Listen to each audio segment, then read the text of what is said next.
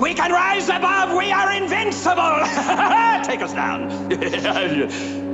Push the button, Max. Not your super stinking 25 years and it's all mine! Who are you? Where are we? You don't matter!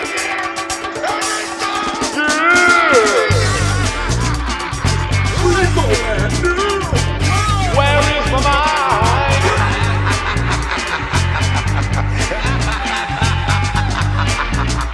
This live stream of consciousness is addicting me.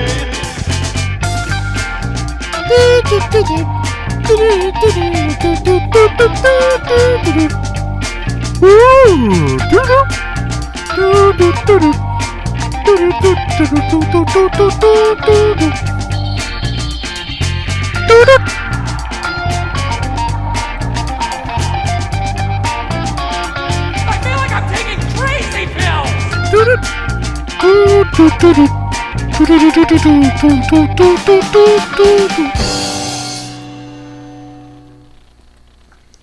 Hello, everybody. And what I mean by everybody, I mean one guy in the chat section.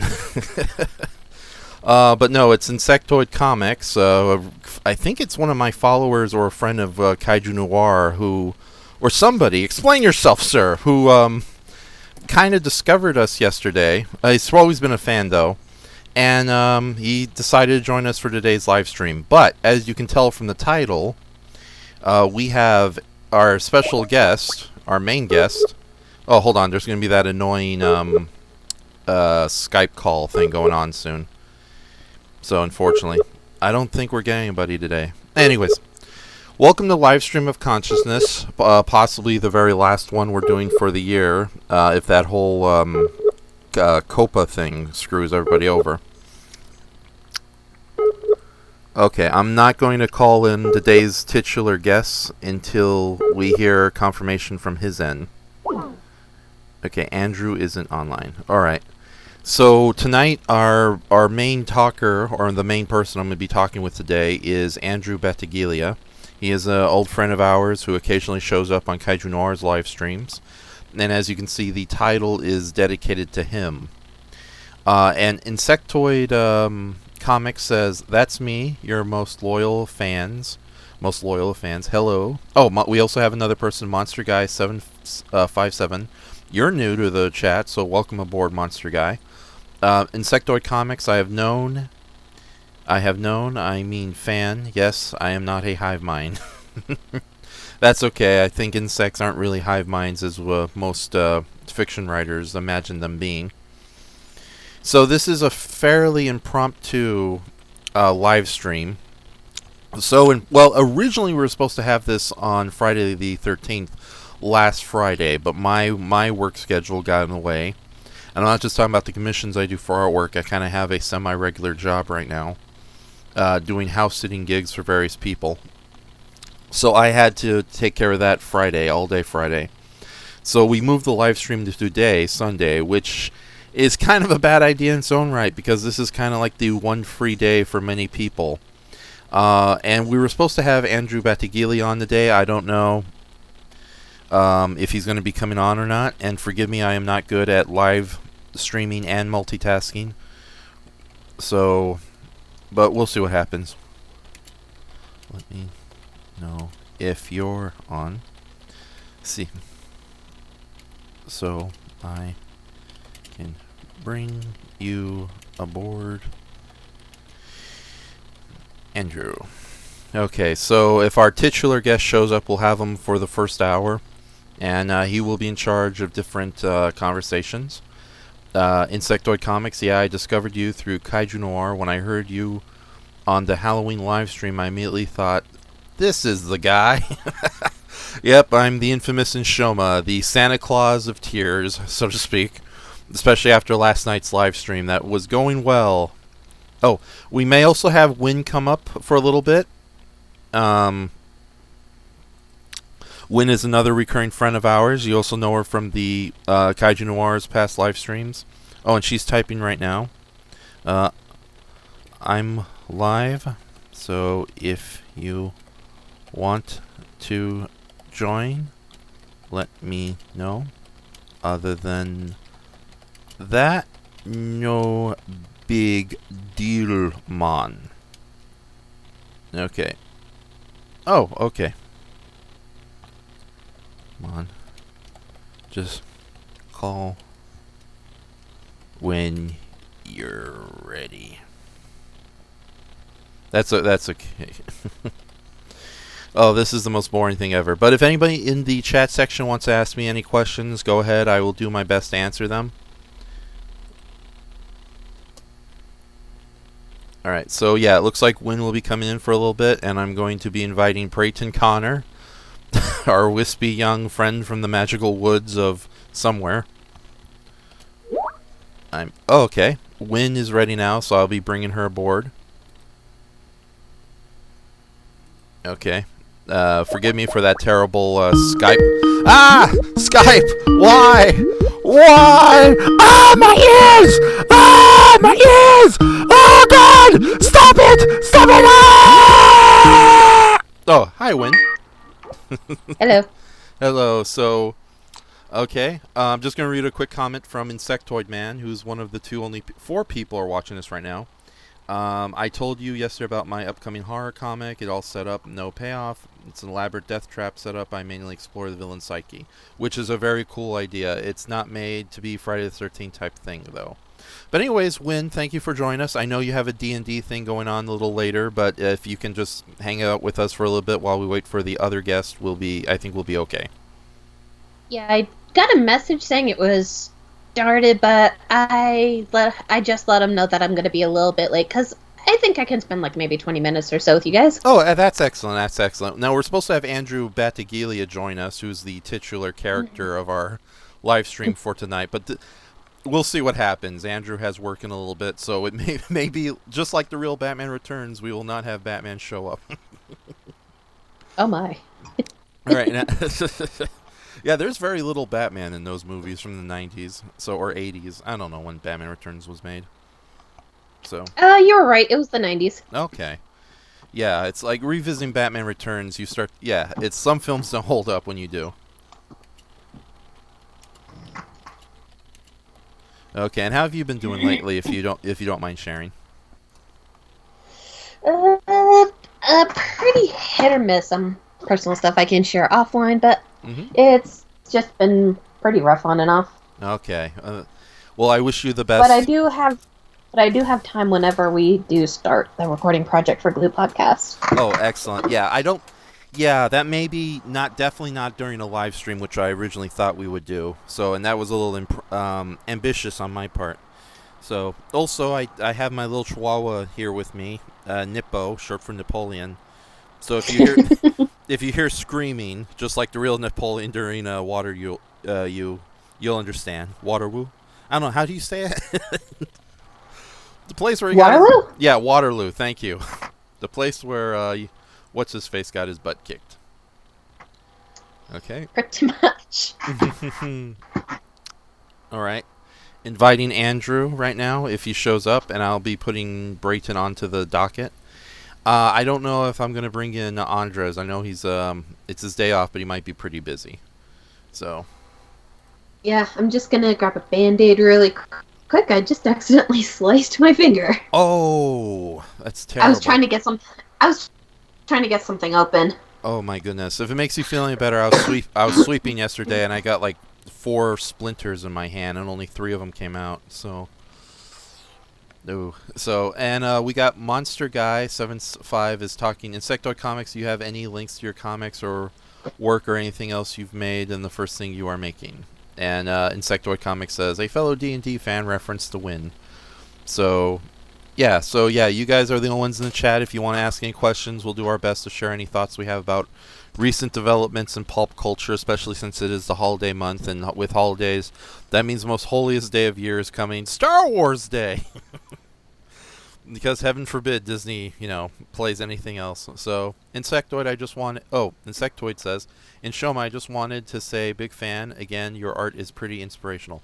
Thank you very much, Insectoid Comic. I'm so happy that it's, one of the hardest things about being an artist is just trying to get the confidence to continue on with any project. And the fact that I'm a big inspiration to you, that gave you that confidence, is means a lot to me in turn. Because there are some days where I'm just so much into the doldrums, I don't want to do any artwork whatsoever. So, and Insectoid and Shoma, what do you think of the new Watchmen, if you have seen it? Unfortunately, I have not seen Watchmen. I do not have HBO or any streaming service to it. However, I am intrigued because I do like the idea they are doing it as a sequel series, taking it to some different extremes. Although I think the idea of maybe doing it a little more realistic, like, what if superheroes existed in the real world? And we're not talking about like kick-ass type silliness.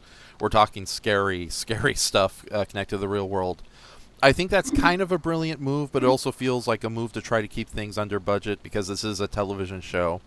Even knowing television shows are getting more amazing as far as production value goes. I will say this. All right, I return. My finger has been bandaged. Excellent. And no longer has a risk of falling off. All right. Oh my God, was it that deep of a cut?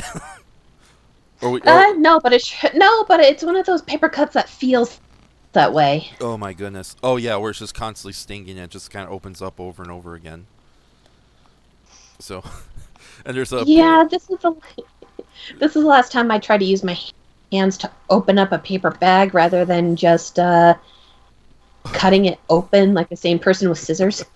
Yeah, if it makes you feel any better, when I was younger, I once tried to open a half-opened can of dog food with my bare hands, and that did not end well. In fact, if you met me in person and I shake you, I would show you the scar that's still on my right hand. So, oh my God. I never seen it when we did meet before, but if we ever bump into each other next summer, I'll definitely have to take a look at your battle scar on your hand. Yeah, this poor right hand of mine, it's like there's a scar from the time I foolishly tried to open a dog can with my bare hands. And then my thumb cracks because when I was even younger, I think back in 3rd grade, I fell on my hand the wrong way while doing that thing you do on the swing when you jump off it.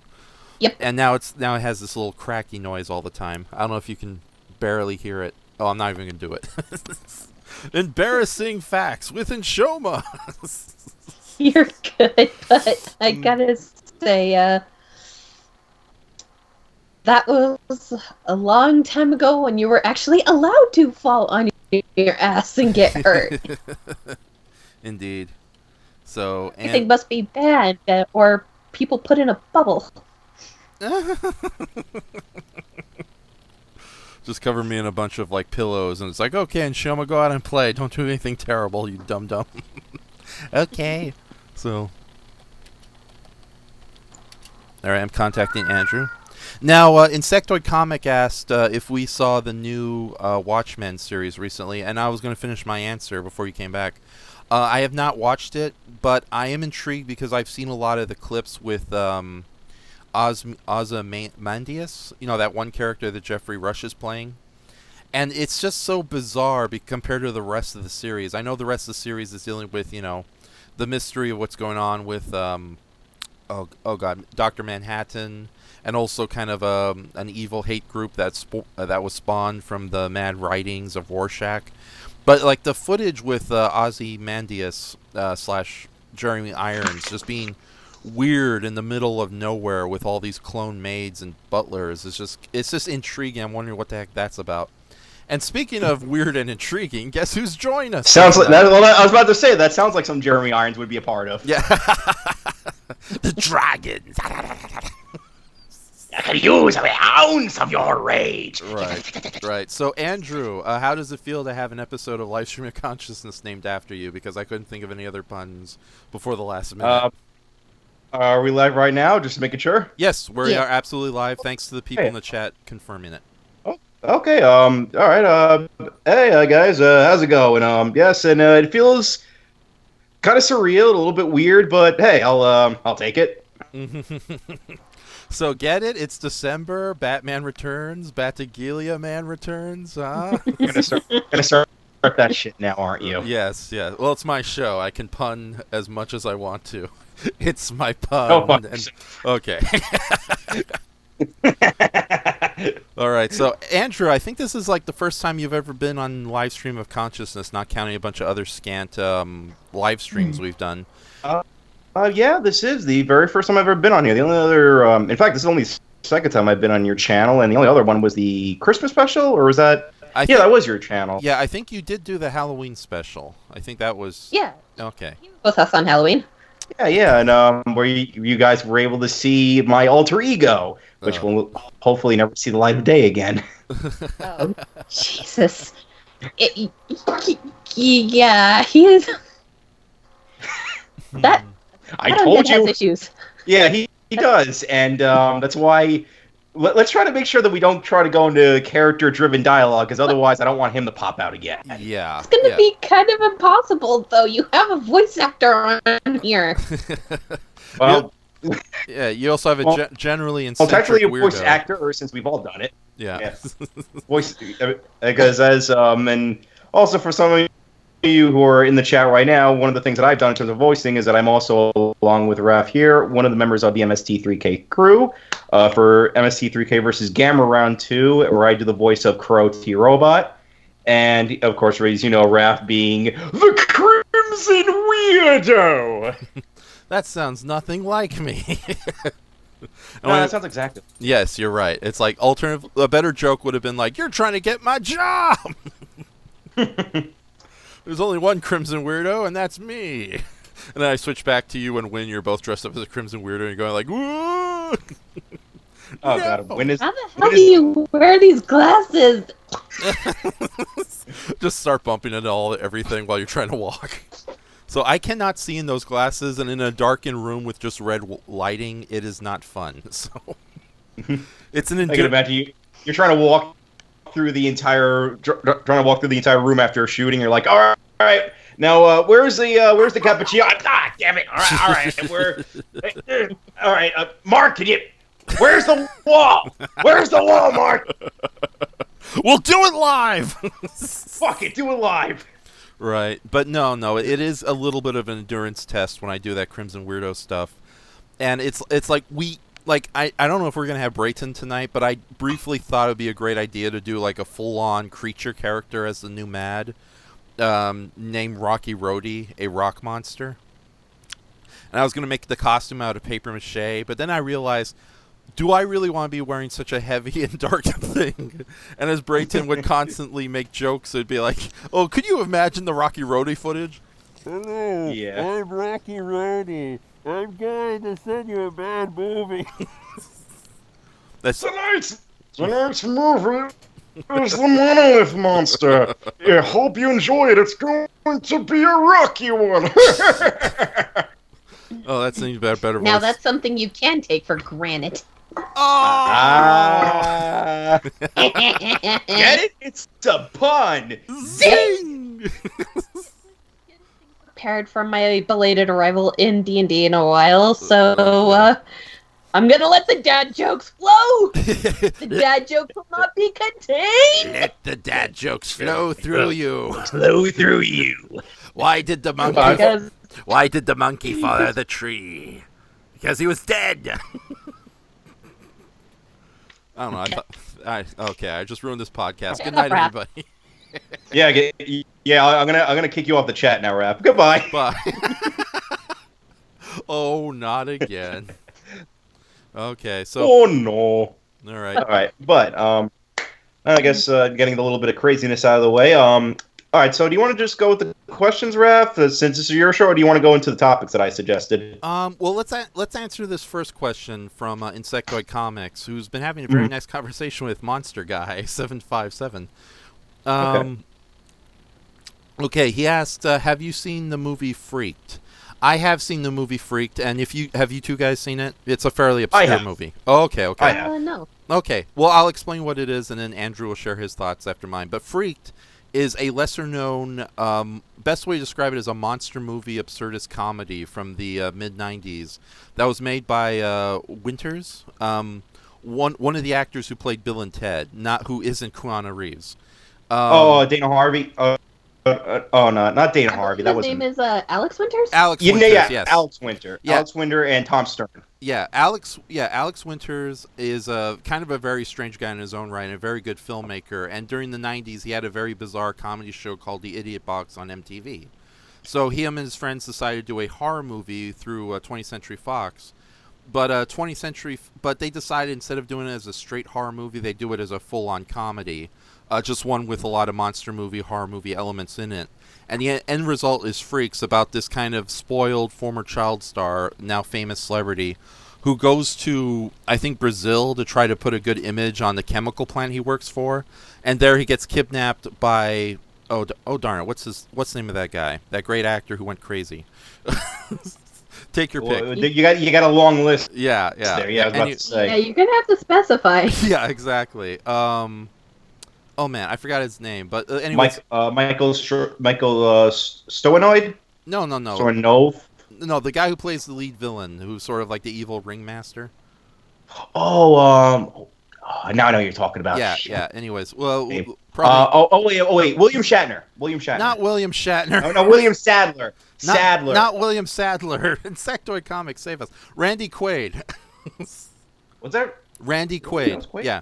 Randy Quaid plays an evil freak show owner who uses the chemicals to transform Alex Winters and some other friends into these hideous monsters, and then they team up with the other hideous monsters to try to escape. But it's just a very simple, naked plot to have a bunch of special effects, gross out effects, and just like really absurd comedy. Some of it which would not fly today. Like there's a joke where when they arrive to Brazil, you see stock footage of an airplane crashing, and then it cuts to Alex Winter and his friends going, "It's like, wow, thank God we weren't on that plane." Exactly. But then there's like another, like I think one of the best gags is when each and every one of the mutant freaks are reminiscing about the time they met Randy Quaid's character and when they're transformed into the monsters, and then the camera just pans to a random hammer that's just laying on the floor, and then the flashback shows it used to be a wrench before Randy Quaid bought it and mutated into a hammer. So it's like weird little jokes like that. It's wrenching time? No, it's just a regular wrench that's been turned into a hammer through a mutant. No, that's what I meant. Like, that's what he said when he transformed the hammer into a wrench. Oh, okay. We're not doing wordplay now. What show do you think this is? I expect this to be a live stream of consciousness starring Raph and Shoma. Yeah. But anyways, to get back to the point, Insectoid Comic, before Andrew shares his feelings. Freaked is definitely a hard pill to swallow. No pun intended, because there are magical pills that turn people back to normal. But I remember, I personally enjoy the movie, but it's definitely a hard sell, especially if you can't stand really bizarre humor and gross gags. It doesn't get as bad as, say, a trauma movie, where it gets the levels of nauseating. But it's definitely it's definitely in that kind of bizarre realm. I can't think of anything. Like, I don't know how to describe it well. Andrew might have a better sense of it. But I remember once that a mutual friend tried playing Freaked at a 24-hour comic book shop marathon, and halfway into it, like, a lot of the hardcore nerds, the kind of people who think it's cool when Batman kills people, or the jerks, they all joined forces in like a union demanding the movie be stopped because they thought it was quote unquote too weird.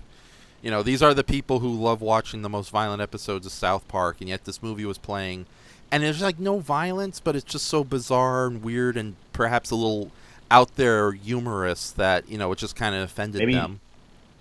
Maybe it's just so much that modern day viewers couldn't really understand it. Like, you need to put yourself in the mindset of the early 90s. Yeah, it's almost I would best describe Freaked as a live action Nickelodeon cartoon, and like Ren and Stimpy or Rocko's Modern Life. Yeah. That I put more in comparison to that. Yeah, definitely. It's like, and especially since some of the monster designs look like live action versions of a Big Daddy Roth creature design. The guy from the 50s who would design those weird custom cars, and he would design those little monster toy cars with a monster drive in it. Like Rat Fink and all that. So now that I think about it, could you say it's almost like very similar to Og Real Monsters from Nickelodeon? Not really, because All Real Monsters had kind of a dark fairy tale with a little bit of grotesque fantasy thrown in. We're talking like, this is like punk rock monster movie silliness. It's almost like it's like, how can I describe it? It's like, I think go on. No, aside from a very the obvious arrays of MTV cartoons that played prime time, do you remember the one that actually had just various bizarre out there arrays known as Cartoon Sushi? Oh yeah, yeah. It was I'm familiar with Cartoon Sushi. Yeah. In fact, let me get some pictures of Freaked right now so I can kind of show a good idea what's going on. But go ahead and share your thoughts on Cartoon Sushi and Freaked. But you guys. I mean, Freaked, I kind of compare it to Godzilla vs. Hedorah in that it's a very surreal yet creative little film that I kind of admire from a I kind of admire from an artistic standpoint for what it's trying to do. Mm-hmm. However, the end result I don't feel ends up being as fleshed out as I feel like it wants to be. Mm. And as the result of what we get is just kind of an okay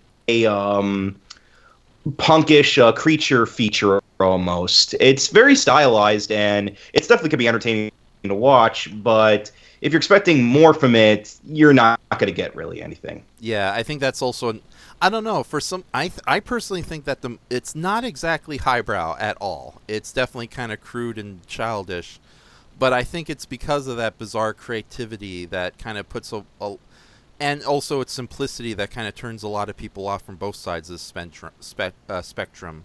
You have the moviegoers who aren't that bright, kind of scared away by its weirdness, and the moviegoers who are a little more sophisticated, scared away from its simplicity. So, but hold on, I'm going to post an image. You're gonna fuck your cat? No, of course not. I'm not. What are you? How dare you? What kind of show do you think this is? Yeah, Red Letter Media. I no. like to fuck. We're not going to do that. So now this image might come off as very blurry, but it gives you a good idea what the main cast of Freak might look like. Although I don't know if it's going to show up right away, because last time I did live stream of consciousness. Oh, here it comes. Okay, there it goes. Quick. Yeah, this is a very blurry picture, but this is our heroes, ladies and gentlemen. Oh, hello, Beethoven. Yeah. Yeah, but like looking at it, it's like I could see a little bit of like a live action Nickelodeon show, maybe a little bit of Goosebumps thrown in. Yeah. It's like I mostly see like Ren and Stimpy by the way of Rocko's Modern Life here, and some of the humor is very much like Rocko's Modern Life. You know, it's like like another great scene is when Randy Quaid is trying to calm down like a rioting audience, and they're just screaming like crazy and throwing stuff everywhere, and he just quietly speaks in the microphone. It's like, everybody sit down, and they just all sit down in reverse motion, like you know, that kind of like Three Stooges style silliness. So, but yeah, we get this is our little cast of mutant freaks. And I'll try to throw in another picture.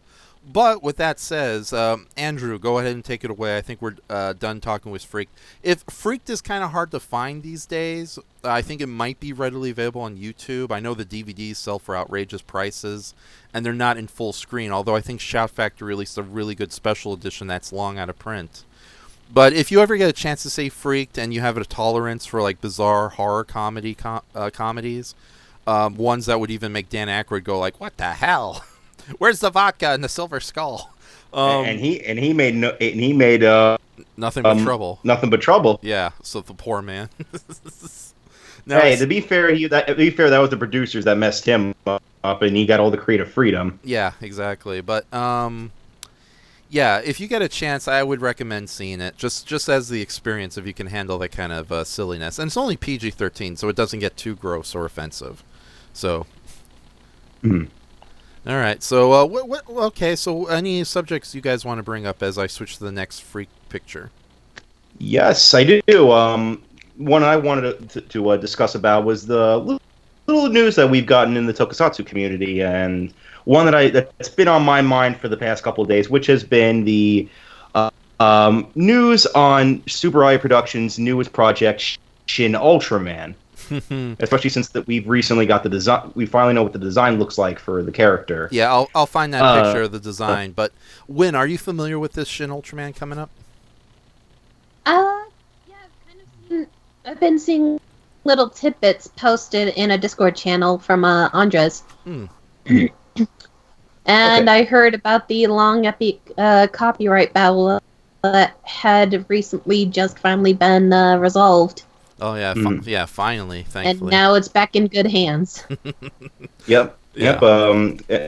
Yeah, and but for those of you who don't know what Wim was just referring to, Super I has been going through a long, hard journey to get the rights for Ultraman to the USA because they were in a little debacle with a mining company called Chayo. That the history behind that goes all the way back to the 1970s because when they first worked with Chayo, they created two special Super I product movies. One which was a movie for Jumbo Ace, and another one was for Ultraman to cross over with Indonesian, I think it was. Was it Indonesian, Raph? Like for Chayo? No, they're Thailand. Thailand, Thai, thank you. I'm sorry, Matt. I knew I messed that one up. Right, but right. That's Thailand character Haruman. And what came up out of those movies was Chayo trying to say that not only did they have the rights to those movies, but the entire Ultraman franchise. And they created a bunch of fake documents in order to prove their claim, but all of it was all BS, and they had to go to court for it for several years. And we haven't been able to get any real official U.S. Ultraman DVDs releases because of that. I mean, sure, we've had Mill Creek and Shout Factory get some releases here and there, but even then, those were still kind of through Chayo. But now we've gotten the chance to finally have these series released here in the U.S. officially because we finally got the lawsuit finally down after almost how many years now? Almost 50 years, almost more than that. It's been going on for a while, but I think the major court case that finally put everything to rest, it's been 10 years because Chayo's always been claiming that they had control of Ultraman for I think a good decade or 7 years at least. They actually had control of the Ultraman license here in America and most of the world outside Asia until the court was finally able to, take care of it properly.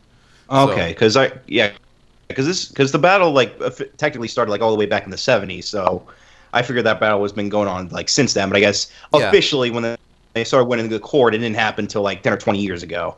Yeah.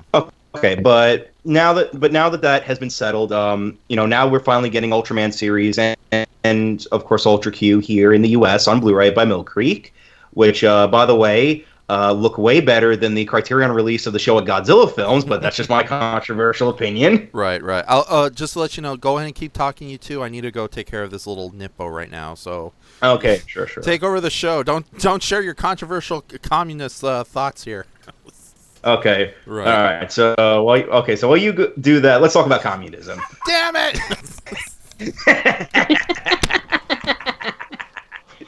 Okay, but getting back into the subject at hand, so what we're discussing now is that Super I announced that they were going to try to do a new Ultraman movie to celebrate the Reiwa era, and the men who were helming this project was director Shinji Iguchi and producer and writer Hideaki Anno, most notable for working on the 2016 film Shin Godzilla, aka Godzilla Resurgence. For better or for worse. But to talk about where exactly they want to go with this incarnation, and currently I have an article up on Sci-Fi Japan which talks a little bit about the behind the scenes, goes a little bit more into the ideology behind the design. But basically, this new Ultraman take on the genre is going to, well, it's going to basically bring Ultraman back to his roots, I guess you could say. Be a little bit more grounded, more old school than how a lot of the newer Ultraman have been, where a lot of them have tried a lot of new gimmicks, like R&B's fusion concept, Ginga. Well, okay, maybe not just R&B, but most of the most of the Heisei in Ultraman have been as of late. Although I would say that Reiwa, with the start of the Reiwa era, has kind of gone back to basics a little bit with Taiga, but I haven't seen as much of the show enough to really give my thoughts on that. Wait, Sean. My God, you have an opinion, Andrew? Evil. Yes, Sean, I do have an opinion. Right. And currently on screen, we have this terrifying image of an alien randomly standing in the middle of nowhere, giving us the evil eye. No, this Where is. the hell am I? Do you know where I am? I want you to look at me in the eyes. Tell me, where the hell am I? He's just standing there, ominously, menacingly. That too. But no, this is the design for our new Ultraman Shin. So, which I'm honestly shocked how it's so damn simplistic. It's just the original 1966 concept art for the original Ultraman brought to living life. That's exactly where I was about to get to, because actually, I'm going to also send you, Raph, I'm going to send a link here for an image that you could probably add on to the live stream of another image of the design, but it's a maquette of the... I got those images. Don't worry. Okay. So then you can probably send. Yeah. No, I'll be posting them. Okay. Okay. So I will say this: on one hand, I am actually kind of looking forward to this project because, unlike Shin Godzilla, I do get the sense that this is more of a passion project from Anno and Higuchi. Mm-hmm. Because with Shin, I'll be honest, I kind of felt more like that movie in the end was more of a paycheck for them, because a little behind the scenes for you guys, but around that time, Gainax Studios, which Hideaki Anno created, originally known as Daikon, was going under some financial troubles, and this is also part of the reason why the third or fourth, whatever, rebuild of Evangelion film was taking so long. And so part of the reason why Hideaki Anno and Shinji Higuchi more so Anno than Higuchi, even did Shin Godzilla, was so they can get enough money to keep Gainax afloat and work on the next Evangelion project. But with this film, I do get the sense that there is more of a wanting to actually make a legit Ultraman movie, because first of all, Super Eye isn't exactly like the most financially stable company, as they have had many years of different financial issues. Oh yeah, there's just. But I love Tuburai Productions, but there's just a whole history of them just struggling up and down. Yeah, if for those of you who want a little bit more information on that, if it ever sees the light of day, I did a panel on G-Fest this year on another Super Eye superhero, Mirror Man, and that whole panel went into a lot of those financial troubles that they were having at the time, and I find it funny that Higuchi and Anno wanted to work on this film, and I do get the sense this is more of a passion project. However, my biggest issue that I have with the Shin Ultraman so far is, and bring up again another controversial opinion here, although actually I think this one's not really, because I've noticed that everyone's been kind of split on this design, but I'm not a big fan of the Shin Ultraman design myself. Yeah. Because on one hand... What's your thoughts about this Shin Ultraman design? You think it's a good idea to be going back to like the original design for this new movie, or you think it's a little too simplistic even for these modern times? If they can make it work, I don't mind it too much. Mm-hmm. You would expect kind of a more modern approach, but if they want to kind of go to the original roots, then by all means. Mm-hmm. I'm cool with it either way. Okay. Yeah. Just as long as the writing is still good. Oh yeah, definitely, and I think that's in the end what comes down. Plenty of kaiju battles. Yeah, definitely. I definitely think in the end that way more important than a design is. Same thing with Shin Godzilla. I mean, I personally hate that design, but I was at least hoping that the movie would be at least be solid. Unfortunately, I didn't get either of those. But with this design, on one hand, I do like that they're trying to go completely back to Toru Narita's original design that he had for Ultraman. But on the other hand, the problem that I have with this is something that may have worked well back in 1966 may not work the exact same when translated into 2020. Because so much has occurred with this franchise, so much it has evolved so much and gone through several different art directions that just copy and pasting. Just instead, it comes off as, I hate saying it, but a little bit uninspired and showing of more of unoriginality than really trying anything unique. Personally, I would have liked to see what I actually would have preferred if they kind of did the idea with Shin Godzilla, went back even farther to go back to Narita's original idea that he had for Ultraman, or as it used to be called, Red Man, when it had a more samurai-style helmet and a different pattern scheme than what we originally had. And Raph, do you by any chance have the concept art for that? No, I do not, and I don't worry. I'll share it sometime, other time. So. Okay, because I have an image of it if you want me to share it. Okay, as long as it's not from Sci-Fi Japan, because it's impossible to get images quickly from that site. No, it's not from one of them, so you should be good. All right, if you want to share it, go ahead. Yep, I just sent it. I don't know how to do it myself. Okay. You're on.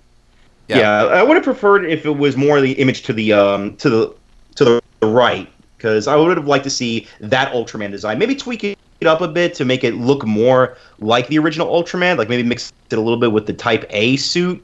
Mm-hmm. But yeah, I just wanted something a bit more different with this design. Not trying to just copy and paste the original design. In fact, I actually decided to draw up my own version of what I would have liked to see from Shin Ultraman, or at least the head design, which we won't try to post here because I already asked Raph to post another image already. So, but yeah, I just kind of wish that we would have gotten something a little bit more original than just the same, just essentially a copy and paste of the original Ultraman. Right. So, yeah, I don't. Well, here's another thing that somebody like my friend Jesse, who's done some podcasts with me in the past. He utterly loves the fact that this Shin Ultraman is going back to the very original Ultraman.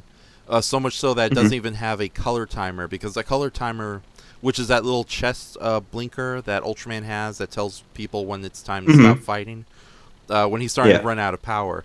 That was literally a last-minute add-on. Originally, Ultraman was supposed to lose power without any kind of signal flashing or any kind of obvious effect happening. It was just going to be all narration. But they decided they needed to put something there to show that, the fight scene was coming to an end. So the color timer was just quickly whipped up and put on the costume, much to Norita's extreme annoyance. In fact, I think it was the first of the downhill spiral that ultimately led Norita leaving during Ultra 7. But yeah, Norita was really, really, really, really upset about the color timer being there. So, and here's another thing that Jesse brought up. Hideaki, even though he's the creator of Evangelion, he directed Shin Godzilla, he is a massive, massive Ultraman fan, even more so than he is a Godzilla fan or anime fan. So I think we're looking at I think we're going to get something wacky and extremely retro coming up in this new movie.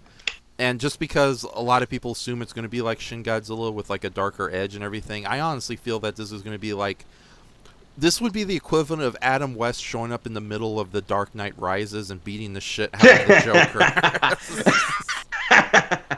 Because I think that's actually, I think it might be more like I'm thinking it might be more like maybe this could have been. Do you remember that trailer Super Bowl released around this time of Shin Godzilla, which people have now dubbed Ultraman NA? Oh yeah, it's a very cool little. More like that. Yeah, maybe you're right, but okay. For any of you who don't know it, it's a really cool short film where a fully CGI updated version of Zaragas was just sort of transforming subterranean monster. Who cares? They're all the same.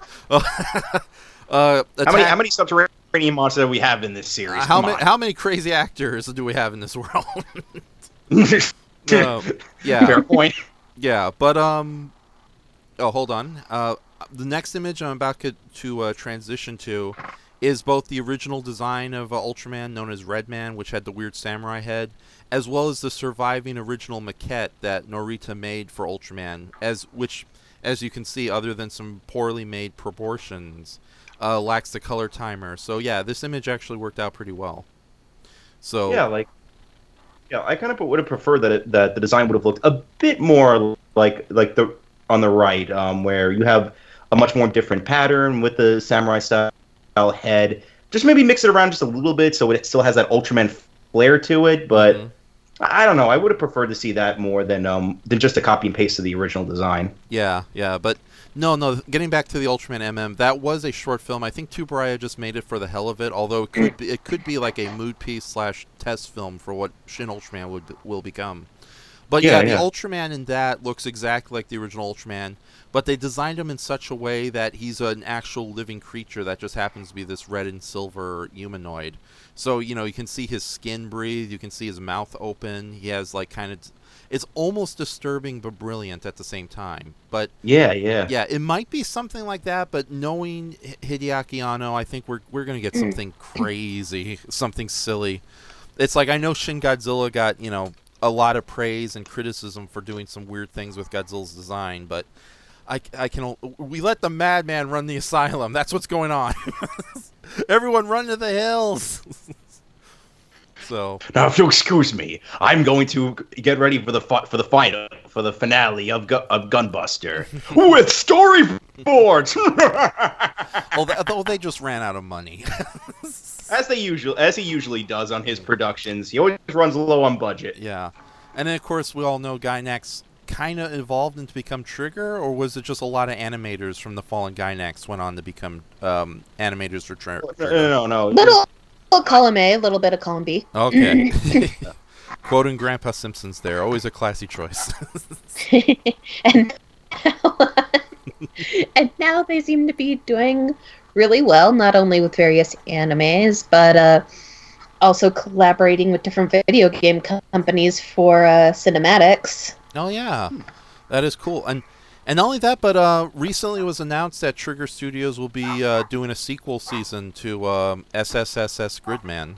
So Yay! yes, Work on it. yeah.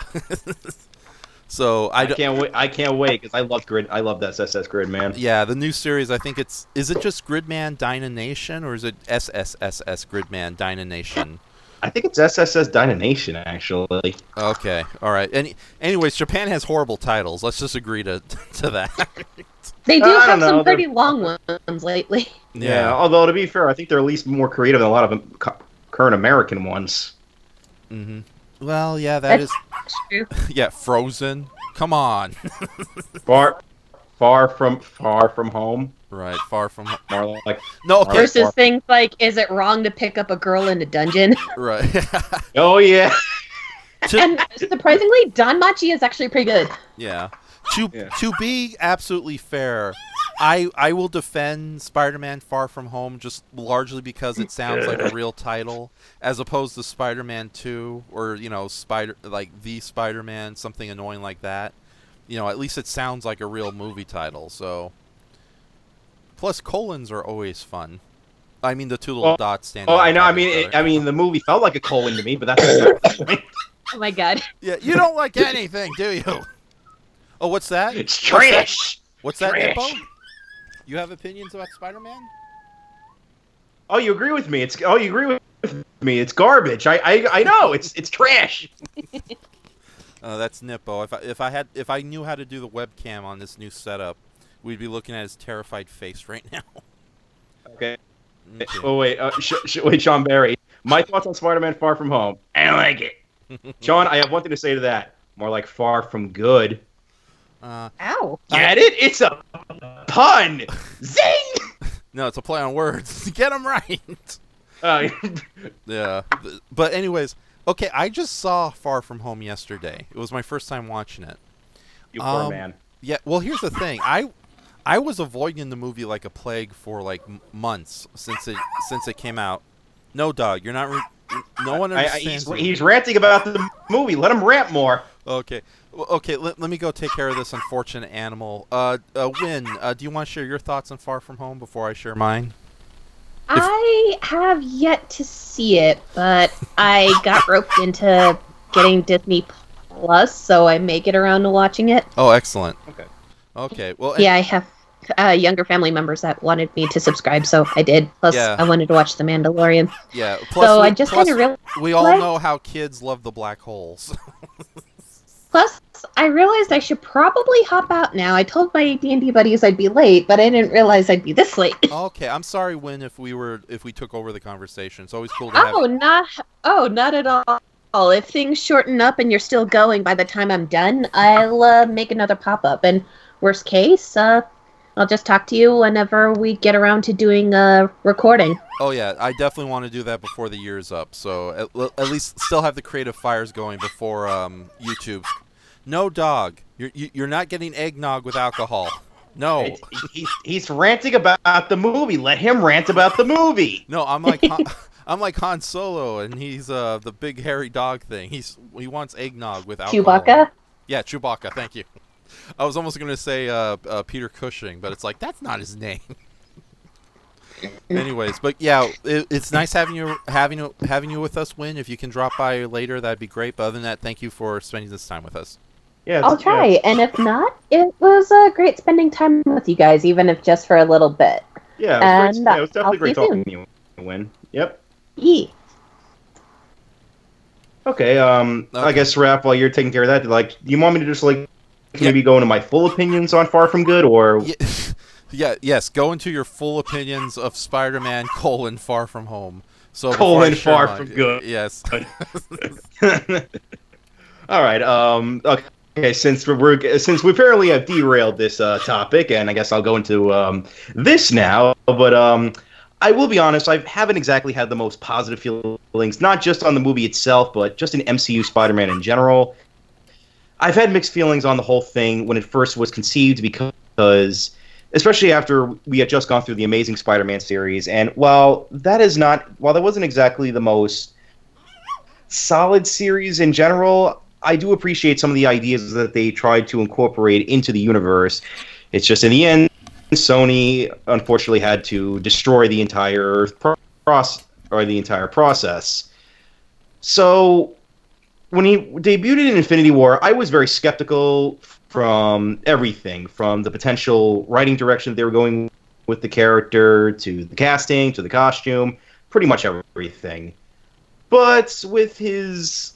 Okay, I'll be controversial. The only good Spider-Man... Yeah, Sean, I agree with that too, because I was actually going to bring up this point, but in terms of Spider-Man, I still don't feel we've ever gotten the character right, at least in terms of live action.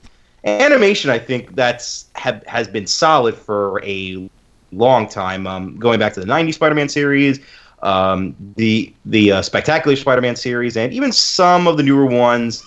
Not the best, but at least some of them have good ideas.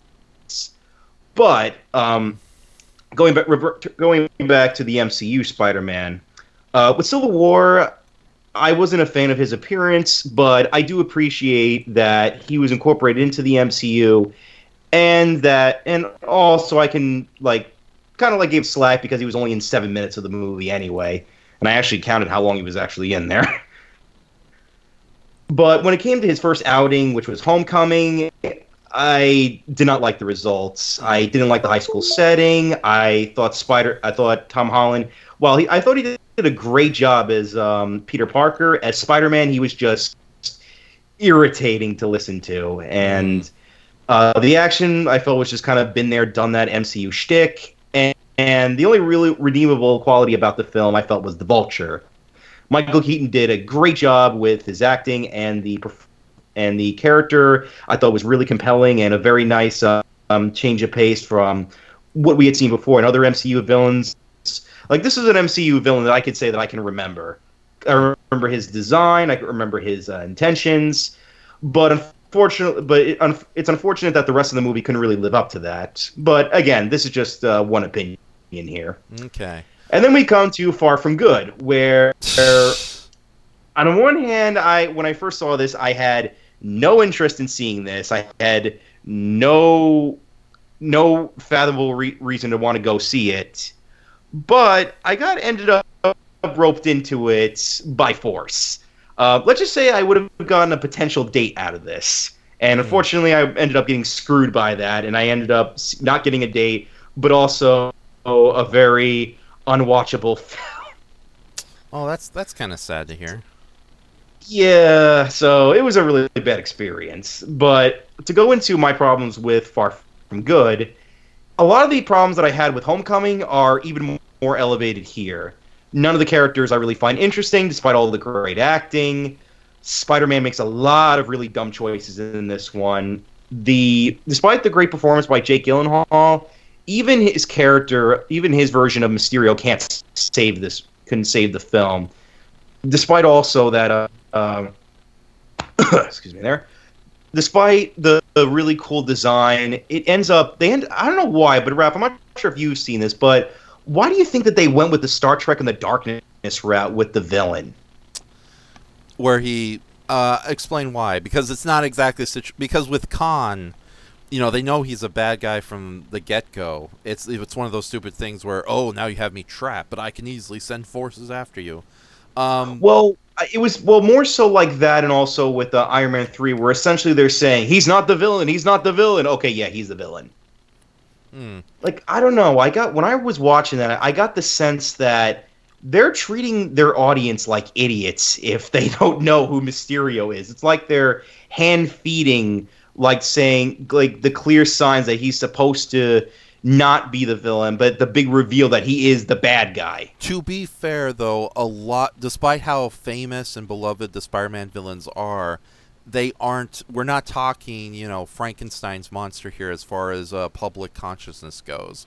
And I think Mysterio is definitely one of the lesser-known Spider-Man villains, outside, the big ones like Green Goblin and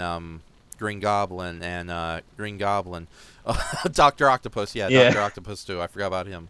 I think it's kind of a biased thing going on because, like for example, when I was watching Far From Home, which I had a much more positive reaction towards, I knew the reveal was going to come. I was just kind of waiting for it, not annoyingly, because I was kind of looking forward to it anyways. But I think as far as the general public goes, I think they were sold that this is a new character. To be fair, though, I think it's also a problem with modern Hollywood in general that almost every movie is, a third act or second act villain twist. It's like, can't we just have like a pure evil villain, and then if we throw in a twist here and there later? Yeah. So, and I don't know about that either, because Spider-Man has been able to continue its legacy through television and and other pieces of media like video games. Mm-hmm. So I don't know. I feel like that most of those people would know a villain like Mysterio. He's practically in almost every other incarnation of Spider-Man. I know, but it's like I'm talking about like Joe and Jill Popcorn Public. I don't think they would fully understand who these characters are. No, I understand that, but I'm talking about the people who are not in the sense that they would know comics, as much as, like, say, you or I. Mm-hmm. Like, people who know Spider-Man through just the video games or know him just through the TV show.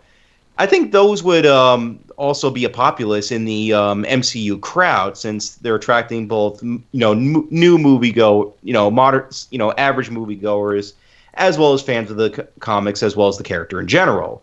So when you have a majority of populace who know the character, and this is the direction you take it, it just feels very jarring in that decision making. I don't know. I just don't agree. I just did not agree with the idea by everyone on board to try to go with this route with Mysterio. Well, I just remembered something. You do realize that in his first comic appearance, Mysterio pulled the same shtick where he was pretending to be a good guy. Yes. I do know that. That's not to say that isn't kind of similar to how it was in the original comics, because that was. But even then, that worked back then, I feel, because back then anyone could really look like that and still come off as a hero or a villain. Mm-hmm. So I feel like it was a nice twist, on comic book tropes that were back then in the 1960s and 70s. That's one of the that really goes into the genius writing of Steve Ditko. But like I said, with the Ultraman design, something that may have worked back in the 60s may not trans well today for how much time has progressed. And especially when you have this type of pretentious attitude where you feel like that you're geniuses because you take this and you think that's going to work for the modern day, but in the end, it just comes off as just dull and obvious on what's going to happen. I think, again, I think it's a combination of us being familiar with Mysterio as who he is, and also I think it's just kind of the overdone second act, third act villain twist that we see all the time in films. Yeah. Yeah, and it's to such a point that I'm getting, like, as much as I'm enjoying this new age of fantasy and comic book film variety that we're getting, it is getting a little annoying that we are going into the same cliches over and over again. Although I used to work at a movie theater, and I know a lot of people who really don't give a crap about the history behind these characters, just the movie they're watching right now. And they're always surprised, and I don't want that to sound smug or anything, but it is kind of sad that I guess this does work for the big mainstream audiences. So, yeah, but, I mean, I guess, I mean, it did make money, so obviously it did work. I mean, I don't agree with it, but I mean, I do understand that there is a fan base for these movies and those films in general. It's just I'm just not one of those. I'm just 1% out of like a billion others who like who like what they got. Okay, well, as for my thoughts on Far From Something, Far from good. Yeah, anyway, Far From whatever. Whatever. Yeah, I was avoiding it like the plague for the last couple of months since it was released, largely because I'm not a big fan of the high school teenage superhero narrative period. Neither am I. Yeah, it's like that's why I think I was a bigger fan of Far From Spider-Verse, because I was kind of touching on the more bizarre elements of Spider-Man we rarely see in the movies. But it's also a reason why I'm not a big fan of the Spider-Man films and some of the more recent animated series in general, because they're so high school centric. And I'm a person who never went to high school because I started homeschooling. But I also had a very traumatic 6th grade when I was put into a program where we basically got moved in with the 7th and 8th grade kids, which was not a good idea. And this was like late 90s Los Angeles school system. It doesn't matter if we were in a good neighborhood or not. There were thugs and jerks everywhere.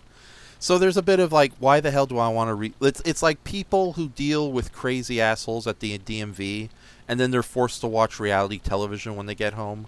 There's no appeal in that. Or it's like somebody who's been through a more dramatic or a more extreme example is like somebody who's been through a war experience or has suffered horribly in jail, and then when they get home, hey, I bought you this special edition of the Shawshank Redemption and the Darkest Day or the Longest Day. I hope you enjoy it. You know, it's like I don't want to be reminded of that crap, and that's like really don't give a. And also, high school narratives are just very annoying. It just make me sad and more depressed if anything. So I really was avoiding this. I didn't mind Spider-Man. Homecoming. Homecoming. But at the same time, it was your typical, oh, what about the prom type narrative? And the third, like, I like Vulture quite a bit, but I think that may have to do more with Michael Keaton and the twist they do with the character than any love for the actual character itself. And also it does suffer from the supervillain twist again. It's like, well, to be fair, we know he's kind of a bad guy, but with a relatable motive at the beginning of the film. By the way, I couldn't find any Spider-Man images, so enjoy the bushy-butted Rose Spider attacking Tom Servo. Believe me, no one has to see that poster, Raph. Right. Or the movie, or even images of that movie. Yeah. It's better. That's your best for that right there. That's what Spider-Man Far From Good should have been. Actually, I would love. Oh. But by the way, is everyone? Can you hear us? Okay, it seems like our audio. Because Insectoid said that there was like no audio for 12 seconds. Okay, we have been cutting in and out right now, but so far it looks like we're okay. Let me check the live stream on the live dashboard. Health stream is orange. What does that mean? Good, your viewers are happy. Okay, viewers may be experiencing minor issues. Bad. Okay, as we're in the orange, we're not in the green. That kind of sucks. We can hear right now. Okay. Hopefully when this live stream is what is it? When it's archived as a proper video, hopefully, the whole video comes through. Okay, and Insectoid says we can that they can hear us. Okay. All right. And we just only cut out once. All right, that's good. Okay, but yeah, this kind of sucks. I don't like this. I don't like YouTube streaming. I miss Google Hangouts. I praise the gods to bring back Google Hangouts. Yeah. Oh my goodness, but that's not going to happen. So, yeah. Also, everybody, I know I mentioned this in the chat. I'm not good with multitasking, but by all means, if you do have questions, just say question, and I'll get to it. So. Yeah, you definitely ask questions because I'm just going through a couple of short subjects here because I just want to bring up some topics at hand before we get to them. Q&A. Yeah, but no. Right at the moment, I want to finish my thoughts on Homecoming and Far From Yes, Home. yes. And then we'll go on the next one. Yeah, I was okay with Homecoming, but I haven't watched it. I think I've only watched it once, despite enjoying it, and I haven't revisited since. And not only that, but yeah, it's like there's some things about Tom Holland's Spider-Man I like, but at the same time, I think it's because he's too much like a modern-day teenager. And I don't know if that's old man Raph talking, or just that I really can't stand kind of like hyperactive, easily distracted characters in real life or in fiction. I think the problem is it's just the writing of it, not really Holland himself. Because because one of the things I've always been bothered by the movies, I don't know if you caught on to this, was that they kind of ignored Spider-Man's sense of consequences with his actions throughout the movies. Yeah, okay. Well, here's the thing. For one thing, I do enjoy superhero narratives that are more upbeat and fun. But at the same time, yeah, you're right. This is a little too lighthearted, even for Spider-Man standards. Like, I'm glad... Yeah, it's like, for one thing, I'm glad we're not getting... Like, I like Tobey Maguire, but I'm glad we're not getting Tobey Maguire sobbing into camera. Or whatever the hell was going on with Amazing Spider-Man, which I think is like the worst offenders and how not to do Spider-Man. I don't know. I would disagree with that, but... Okay. Because mainly I felt... the dubstep. The dubstep. Okay, no, fuck the dubstep. Okay, all right. But, but what I wanted to say more is that Spider-Man... Because here's something I feel like a lot of people get wrong about Marvel all the time. Because Marvel has always been a superhero company that focuses on heroes that we relate to, the ones that we can identify with, despite how fantastical the consequences are. As a result, a lot of their superheroes tended to be much more grounded and a bit more darker than usually what we see from DC heroes. And Spider-Man has always walked that fine line between having very grim stories, especially if you ever want to look back at comics from the 80s and 90s, like anything J.M. DeMatteis has wrote. Just a little shout out to him. He's a fantastic writer. I highly recommend a lot of his works. And also for the much more lighthearted stuff, like some of the stuff that we would see in the John Romita and Stan Lee days. Maybe not fully, because there are definitely some pretty bleak storylines there, but just in general, Spider-Man has just always walked that fine line between being lighthearted and dark at the same time. And only really I felt like Amazing Spider-Man, at least tonally likewise, I felt got that right niche. The writing and everything else is... not towards that, but I feel like tonally, like the vibe, the feeling of Spider-Man is probably the closest that it's gotten to the comics than any of the other ones do. I think at least the Tobey Maguire films definitely got the color and energy, but they were ruined by the pathos and didn't really have the narrative aspect down, the natural sense of that these characters are much more like you or I, and the amount of tragedy and consequences that they all suffer through. Yeah. Also, I have to admit, as much as I enjoy the Sam Raimi Spider-Man movies, I think that they suffer a little bit from a tonal whiplash, just from the campy to the more serious, character-driven moments. Yeah, they do suffer from that. Yeah, unfortunately.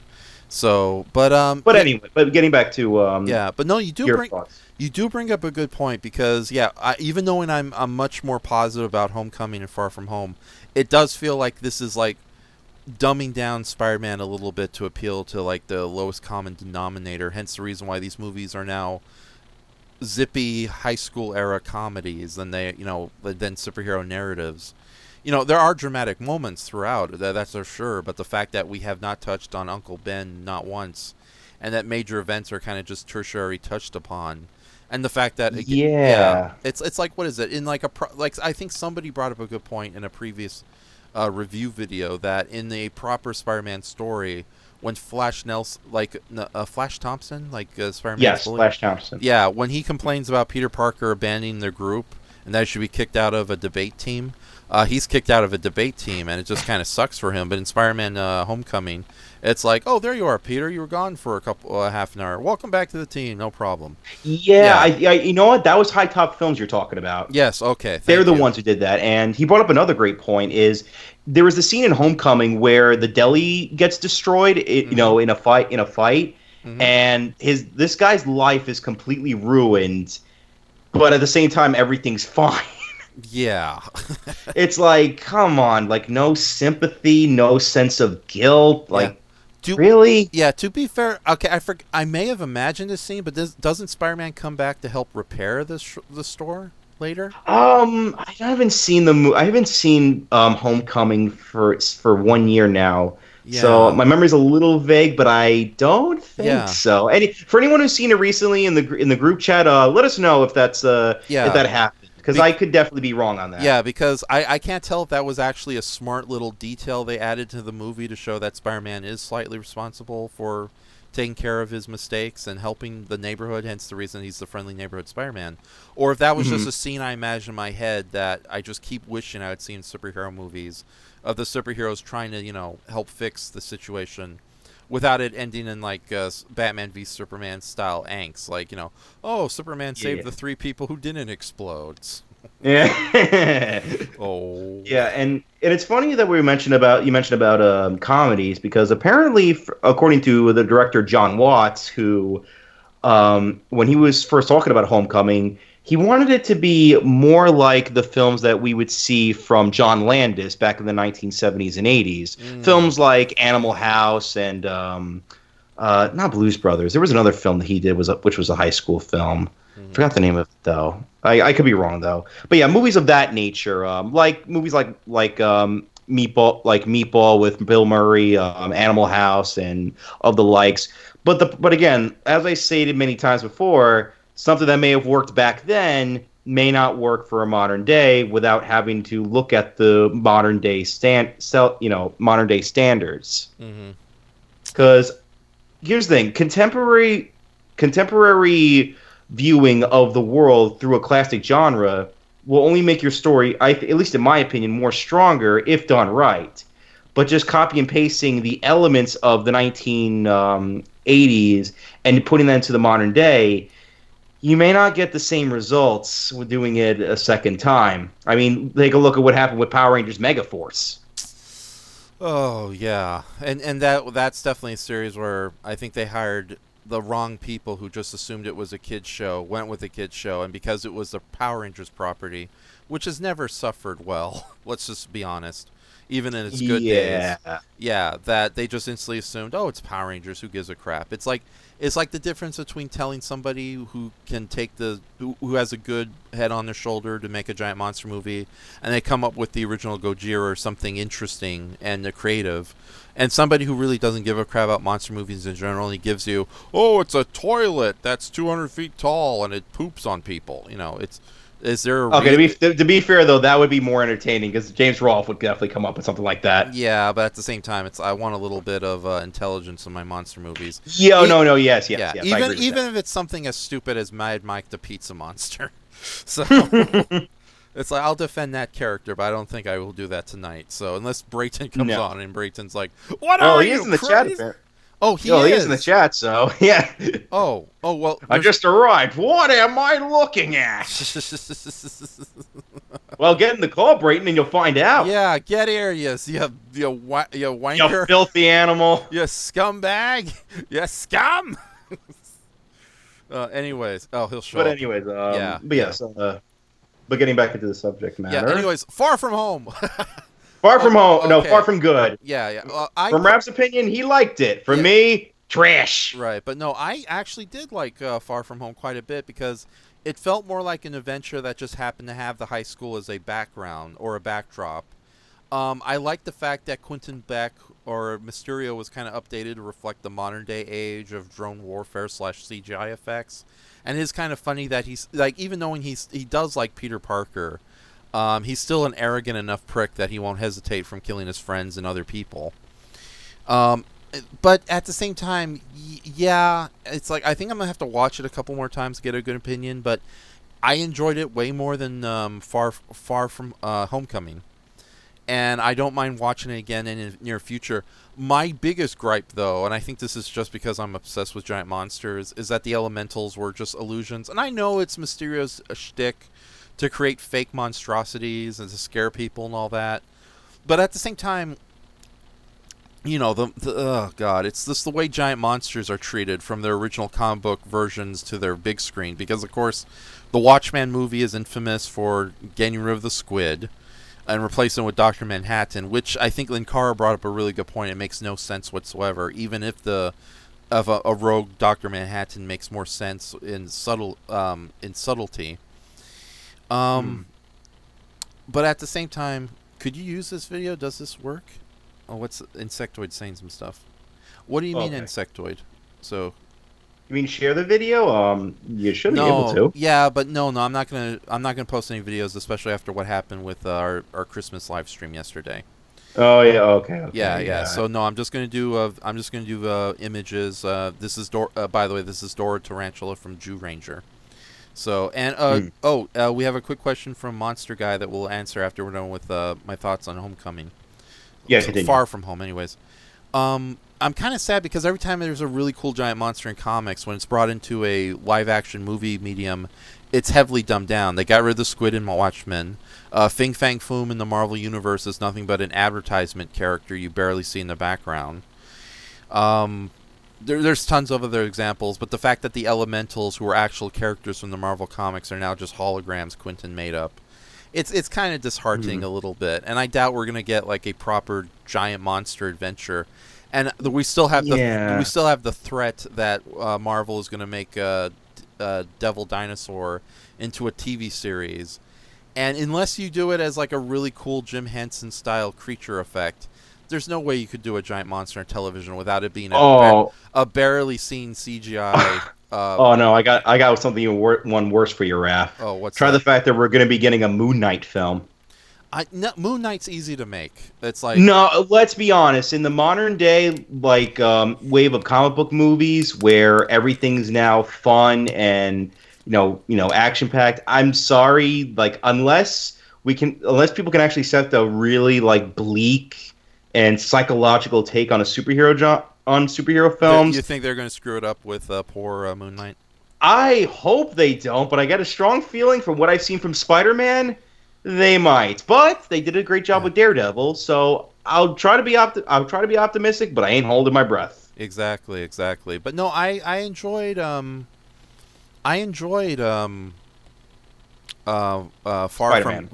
From Mediocre quite a bit. I would argue that, but yeah. Okay.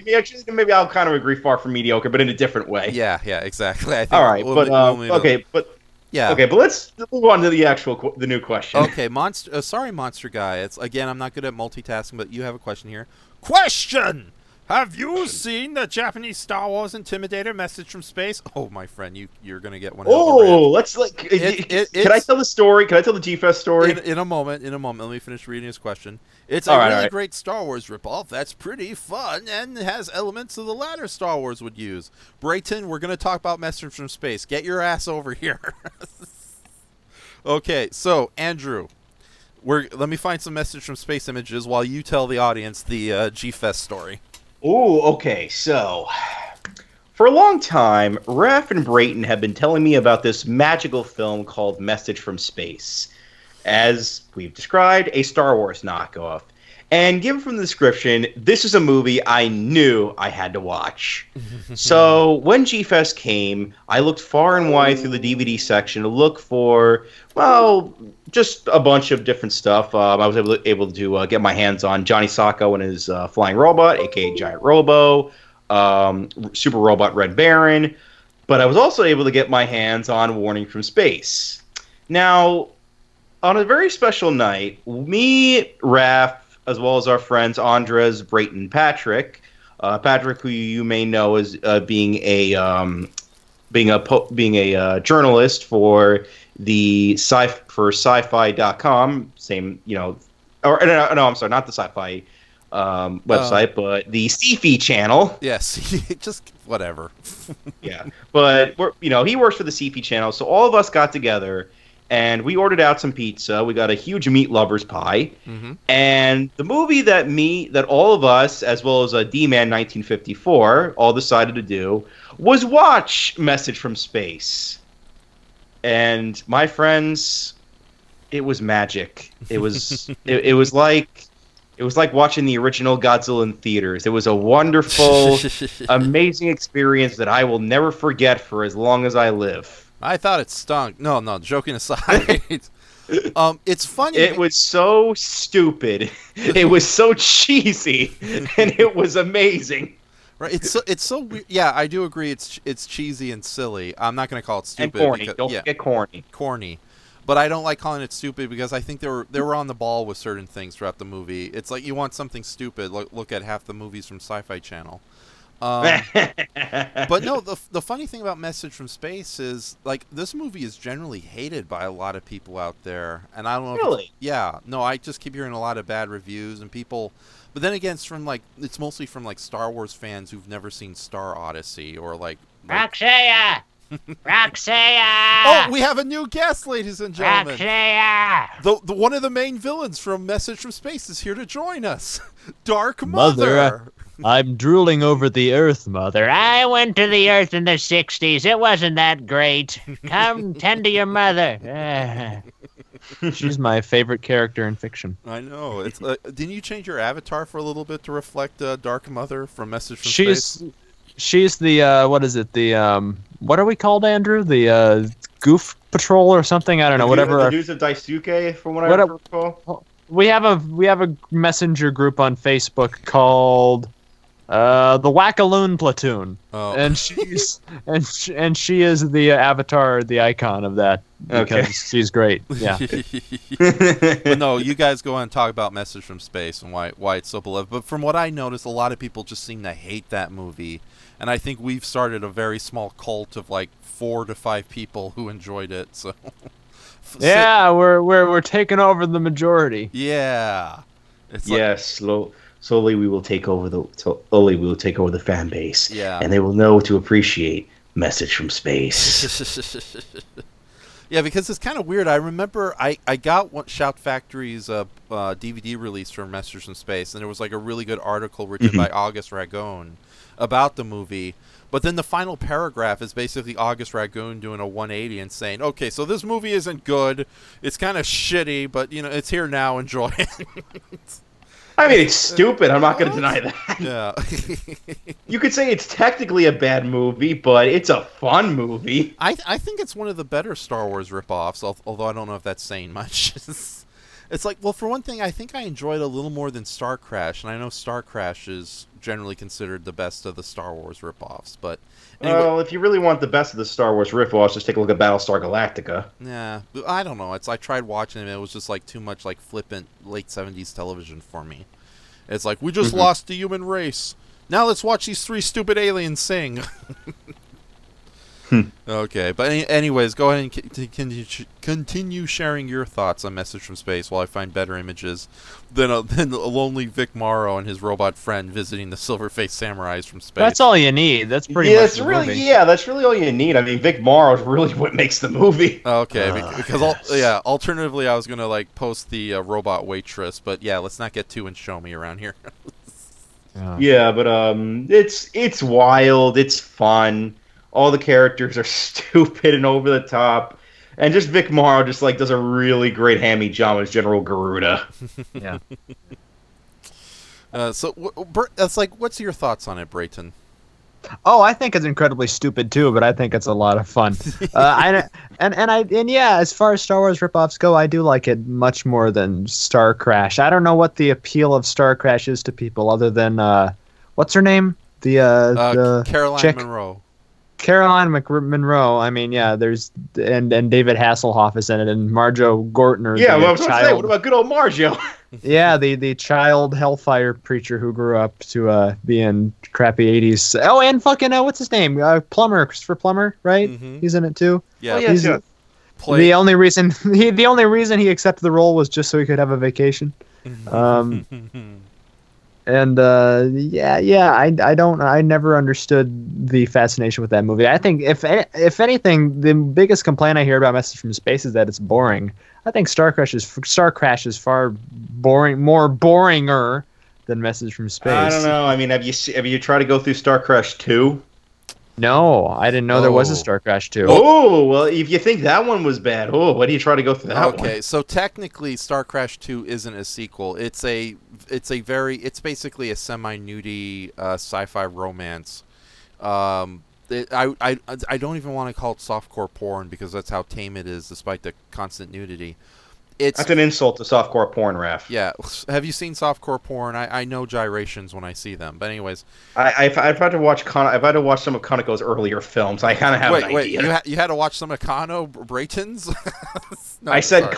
Kaneko. Oh, okay, sorry. That was a bad joke. I apologize. You know, director Shizuke Kaneko. Yeah. Okay. I know. Yeah, I know that jerk. Okay. Anyways. Hey. Yeah. But no. It's You watch your tongue. Escape from Galaxy 4 is the name of the movie, and they just reuse a lot of sets and special effects footage from Star Crash, but it really isn't a Star Crash movie. That's like saying every movie that's used stock footage from 1 million years BC is the same movie. So, which technically isn't true. So, but yeah, no, there's worse Star Wars ripoffs, and it's kind of ironic that we're trying to compare which one's the worst. But it's like ultimately, Message from Space and Star Crash are among the better of these knockoffs, so to speak. I would agree with that. Yeah. I enjoy both of them equally. They're both equally stupid and equally fun. Yeah. Also, I do have to ask though. I may be extremely biased against from Message from Space, largely because I grew up with the movie. I think it was like one of the first non-giant Japanese sci-fi movies I had a chance to watch as a little kid. Thanks to Monster Vision's Made in Japan night. Although good old Monster Vision. Yeah, what would we do without you? Exactly. Although I may have saw it originally on like Monster Vision Space Marathon, and Message from Space was Message from Space was not only the first movie featured, but there was no footage of it in the promos. So I was like, I went to the movie cold, and I just instantly fell in love with it. And when it premiered less than a couple of months actually later on their Made in Japan movie night.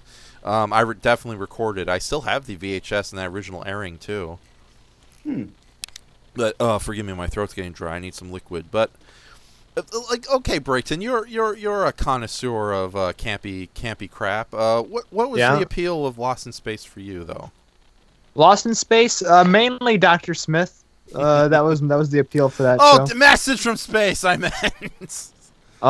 Yeah, mainly Dr. Smith. Him and silver makeup, sword fighting, and swashbuckling. I mean, who wouldn't want to see that? You using poor William as a shield.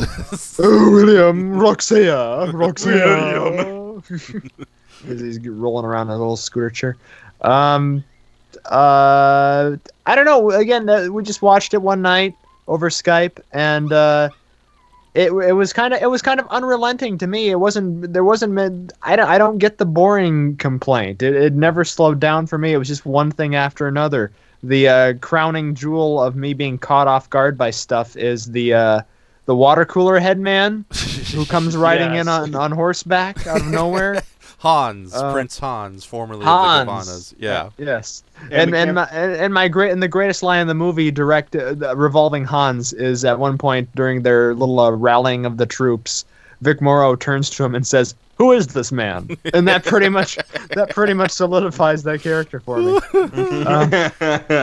And of course, we can't forget C-3PO's step cousin, twice removed, as shown in the image on this chat. Oh, he's Beba. not. Yeah. Beba.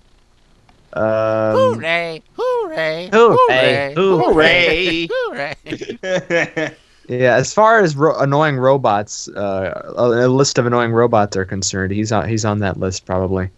I'm not a big Beba fan, but no, I loved the aesthetic of the movie. I loved the soundtrack to the movie. And it's funny when talking about Star Wars ripoffs and knockoffs, because Star Wars is just a big knockoff of Flash Gordon and Buck Rogers anyway. Yeah, so if you want to start throwing stones about stuff, the Star Wars is probably equally as to blame for lifting ideas. Yeah, and here's another thing that I don't know many people know this, but before Star Wars, there was a film supposed to be made by a very talented filmmaker called Alejandro Jodorowsky, and he was going to make an adaptation of Dune.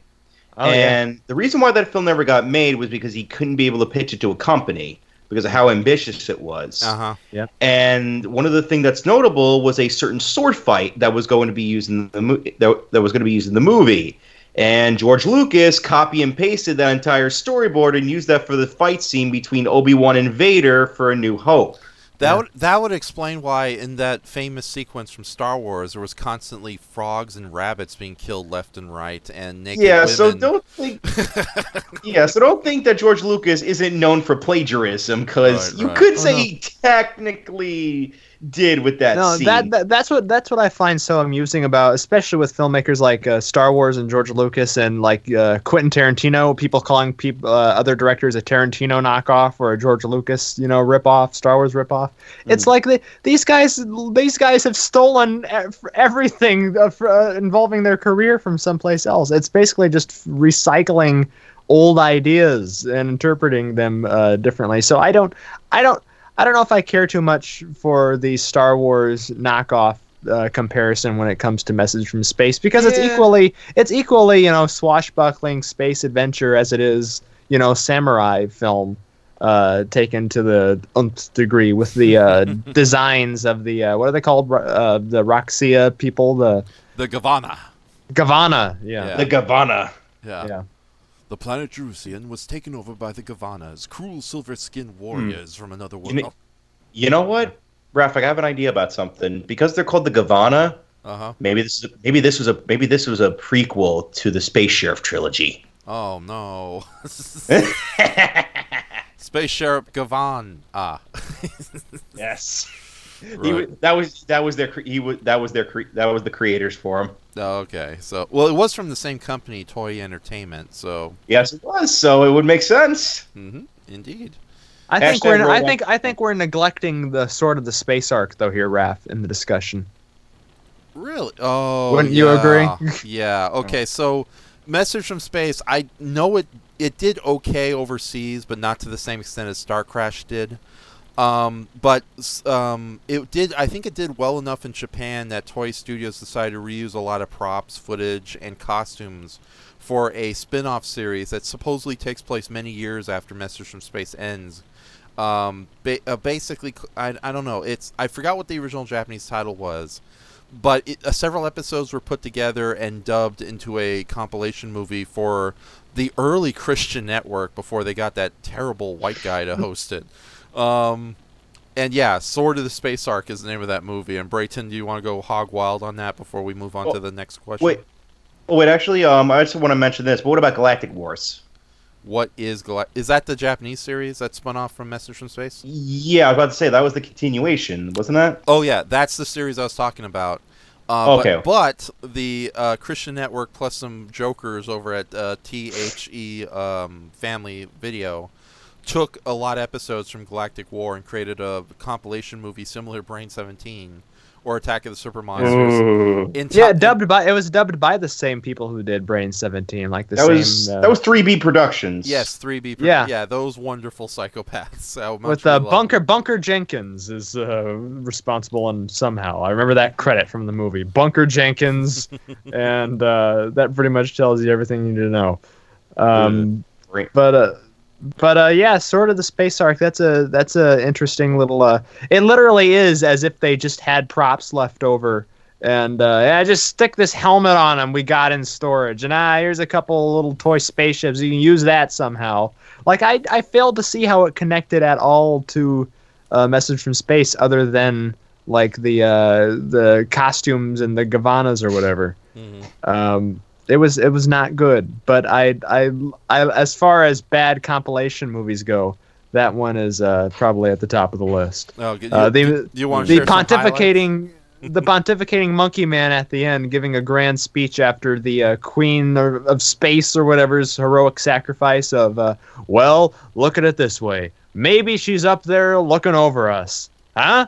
And that's the last line of the movie that they ended on. I guess it makes sense that it was the Christian Network. It was preaching a little theocracy there at the end. Yeah, no, it's funny how most television stations, even cable ones, when they start out horribly, just showing crap. So it's nice to know that the network that supposedly is connected to God had to start off by showing terrible Japanese monster movies. Although that would probably explain why 3B constantly put in references of our heroes say, "You evil space devil." Darn that devil! Right. It's like, what's the name of that terrible person who's hosting the Catholic Network, the 700 Club? That old man. Phil Robertson, who won't die. Yeah, Phil Robertson. I bet if or is it Pat Robertson? I don't know. I think Phil Robertson, I think, is the Duck Dynasty guy. Pat Robertson is the 700 Club. I think I think it is Pat Robinson, but yeah, Pat. Yeah, Robinson. yeah. Phil Robinson's he's the Duck Commander. Yeah. So, but Pat Robinson, I think if we showed up with a copy of Sword of the Space Ark and played it on the big screen, he would melt like the Wicked Witch from the West. Not this again, my power! Oh! He would shed his human disguise, and it would just be him with silver makeup, wearing a little Gavanna helmet and a cape. You discovered me! Runs away in his super high-tech wheelchair of doom. Quick, get him, Raph! We gotta shoot lasers at him and chase him. Oh my god. Yeah, cut to Andres and Patrick flying their spaceships while dressed up like disco spacemen.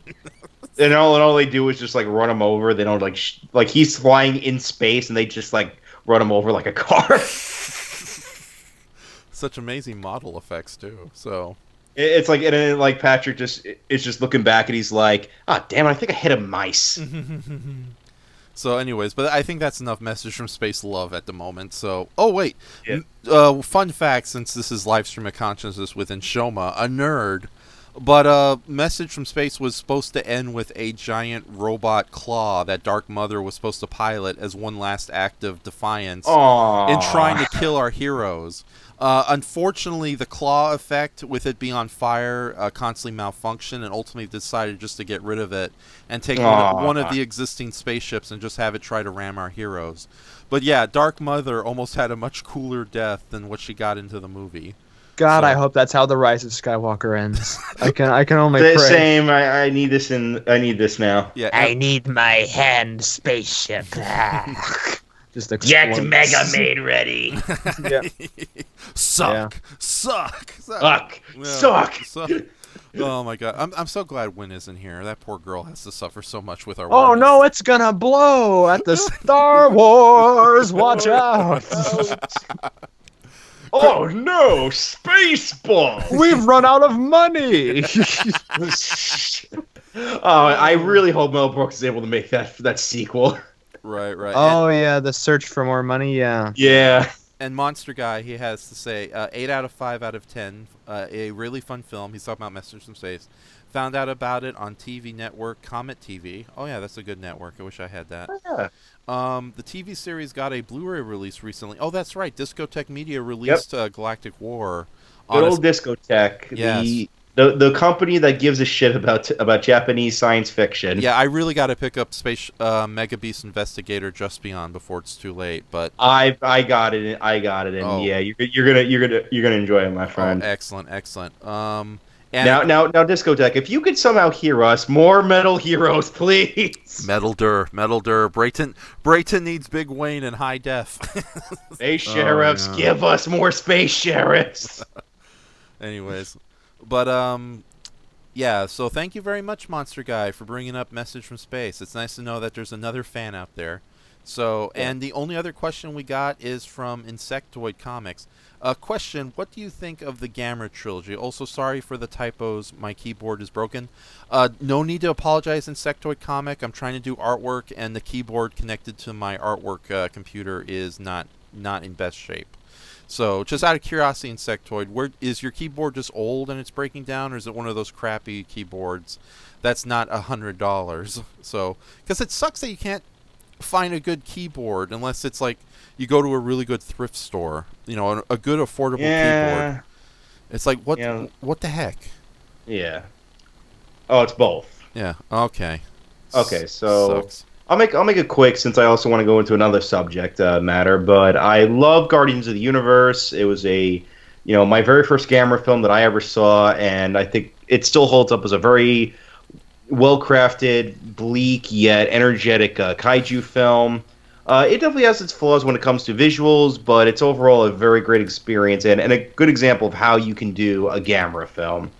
I'm not as big of a fan with Advent of Legion, but I do love a lot of its cinematography as well as visual effects. Not so much in its story and characters, but they were serviceable enough to warrant to still like be a part of the to still keep they were acting as the glue to come together for the action and the visuals. And Legion does make for an amazing new threat, especially for how well crafted that suit was and for how difficult that thing must have been able to work under. Yeah, no, I still think Legion is like one of the best looking physical creature effects in movie history.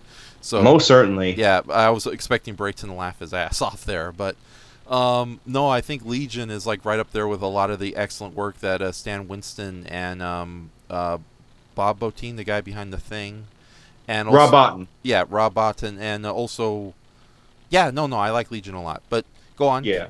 And finally, Revenge of Iris, which I view as one of the best examples of kaiju films and one of my personal favorite films to always watch. I love its story.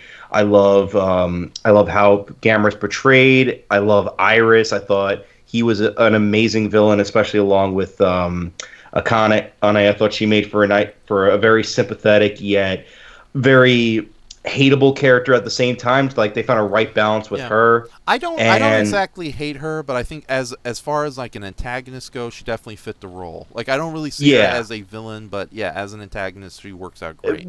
Actually, could the term anti-villain be used to describe her? I think anti-villain is too much of it. Anti-villain is more of a heroic character that happens to be on the darker side of things. Well, you could say her deeds were meant to be heroic, at least in her view. Yeah, but no, I just think, like, just because you're an antagonist, you don't need to be a villain. So, but okay, then maybe just an antagonist, not a villain necessarily, but an antagonist. Yeah, okay, then. And also, no offense to, I think anti-villain is a little too, how can I describe it? A little too contemporary slang, as opposed to a real terminology. I know what it's supposed to mean, but still, it's like, instead of calling somebody like a greenhorn or a rookie, you go with noob or something like that. That's just me. Yeah. So Raph just hates slang used in the past 100 years. He prefers proletarians. Proletarians. I know what that word means now, and I'm starting to I don't hate the proletariats anymore. So. You just love looking in your thesaurus or whatever and finding big words. I do like to pontific. Damn it! Yeah. I like to say cracks in your armor, old man. I like to speak fancy words. How many times do we have to teach you this lesson, old man? Don't put me back in the raft box. Don't put me back in the raft. Go in the raft box. Back to the character actor farm with you, Raph. Oh. You'll be joined by Madrenaline. Oh no. So, well, that's what I get for modulating. What was the question? Was there a question or a topic we were going with? Just an opinion on the Heisei Gamera trilogy. Mm-hmm. Oh, you want my opinion on it? Yeah, what's your opinion? Oh, I'm not a big fan of it. I do really like Guardian of the Universe though. That's definitely the best of the Gamera bunch in my opinion, and redeems everything that came before, as far as I'm concerned, especially the last few in the Gamera oeuvre that was what is it, Super Monster, or Super Monster, Zegra, and Jiger wasn't so bad. But definitely redeemed Gamera as a character for me, and I don't really have an opinion one way or the other on Gamera the Brave. I know Raph, you love that one. Yeah. Do you love that one more than the collective Heisei trilogy? Oh my god! Right now it's a two-way tie between Legion and Gamera the Brave, but Gamera the Brave is just inching a bit, and I don't know. Interesting. Yeah, I don't know. I know Brayton thinks this is hilarious, that I happen to like Gamera the Brave a lot more than the Heisei movies. I love Gamera vs. Legion for a lot of various reasons. As pure spectacle and as a wonderful update of the old giant insect movies in the 1950s. It feels like a really good update on them more than any attempt to actually remake them. But with that, and also the special effects are great, and some of the fight scenes are the best that the giant monster genre have ever shown. And I think of the three Gamera movies, it's definitely the best. But as far as personal watchability and enjoyment goes, I keep going back to Gamera the Brave because it feels like like you took everything that was good about the Gamera franchise, the kid-related stuff at least. Yeah, it's definitely nowhere near as awesome and as cool as the Heisei trilogy. But I think it's almost like a good. I don't know how to describe it, but I think it's like very much in the same ballpark as like E.T. or The Iron Giant. Nowhere near as good as those films, mind you. But they definitely do feel like a good companion feat of a boy and his insert here, like a boy and his dog narrative, but with like Gamera. There's some things I wish they would have done better. I wish that some of the adult characters were better fleshed out, because the head of the strange creature research organization seems a little too cartoony compared to the more subtle or more well done kids and their parents in the main narrative. You know, you have this weird scientist and the two bureaucratic stooges. They feel more like rejected characters from the Mothra movie for not being wacky enough, I guess. I think Zetus is a very serviceable villain, and I do love that, even though it's a very good family movie, not a kids movie, because it's not irate or stupid. They do a lot of intelligent choices with the film. But I do like that, despite it being family friendly, they do not shy away from the horrors of a kaiju attack, especially with Zetus and the many people he actually ends up killing throughout the movie. I do like Toto quite a bit, although I do wish they would have done something with his eyes. Like, I understand why they couldn't use He's a little too adorable, if you ask me. Yeah, exactly. Like I know the situation with the roar. They couldn't do anything about it. But at the same no, actually, couldn't they have just easily recreated something similar, like fucking did a donuts in the parking lot and made a screechy tire sound? Hold on. I actually was going to answer that question, because that's actually incorrect. This is something I've learned from Patrick Galvin, but here's what actually went on. That was not like because they couldn't get the rights to it. They chose that roar because they wanted something new and invigorating for this design. Oh, that sucks. And they thought that was a good idea. That's not good. Yeah. And that didn't work out so well for them, did it? Look how much money for the Brave made at the box office. Oh. You know, I just love how Patrick Galvin is like the popper of our collective balloons. Whenever we think there's something going on, it's like, oh, that's not what happened. He always does that. Like he knows a lot of behind the scenes stuff, and like God bless him. I'm glad we have a friend who's so intelligent he could become. Oh my God! Did you seriously have to put in that on the screen, Raph? Yes. Why? Because I'm here to educate as well as entertain. And that was the word I was trying to say earlier. No one cares about that. Pontificate. There, that's how you say it. Thank you, dictionaries. I can tell you, putting that up was very pompous of you. No. Let me use the term that you use all the time, Raph. That was very portentous of you. Don't you mean pretentious? No, portentous is like pretentious, but if you're trying to be an edgelord about it. I know that. I'm making fun of you. How many times you say that. Damn you! Get the joke! Right, but no, I really do like Gamera the Brave immensely. But like right now, as far as favorite Gamera movies go, it's a tie with Legion. And I I don't know if I had to pick I don't know. It's like, as even knowing there are so many giant monster movies out there, I don't know if you could make a list of like 100 giant monster movies that are worth saving and putting in a time capsule. But if I could fit Gamera the Brave in there, I definitely would. So, well, actually, there's not much in the way of good things, is there? Yeah. So, Brayton, do you want to make fun of Gamera the Brave before we continue? Oh, no, I think it pretty much speaks for itself. Okay, so, all right, so you don't want to pontificate your opinion? I don't want to pontificate my proliferation, no. Right, you don't want to express your opinion in the way of considering it annoying, pompous, and... Wait a minute! Pontificate is not a good word. You proletariats. No, pandactic weirdo is what you should call me. So. No, I'm going to call you a portentous weirdo from now on. Okay. All right. So. Okay, but we got some more questions from Insectoid, so let's try to go through it so I can get to the final subject before I head out. Okay. Question: what do you think of Godzilla's Revenge? Also, I think Godzilla vs. Mechagodzilla would work as a Rodan movie. Probably. I think it actually would have worked. I actually, before we answer that question, I have to agree. I actually think it would have worked far better if it was a Rodan film. Yeah, or at least throwing Rodan in there and give the movie a little more pop, I guess. But I don't know about that. I think if you replace it with Rodan, work around the plot a little bit, remove Godzilla out of it, and make it more of a sequel to the original Rodan, I think it probably would have worked better as a movie. Okay, so, and what's the other question? Or, better yet, since what do you think of Revenge? Oh, Godzilla's Revenge. I like Godzilla's Revenge. I know it's not the high point of the Godzilla's franchise, but it's definitely not the worst movie out there.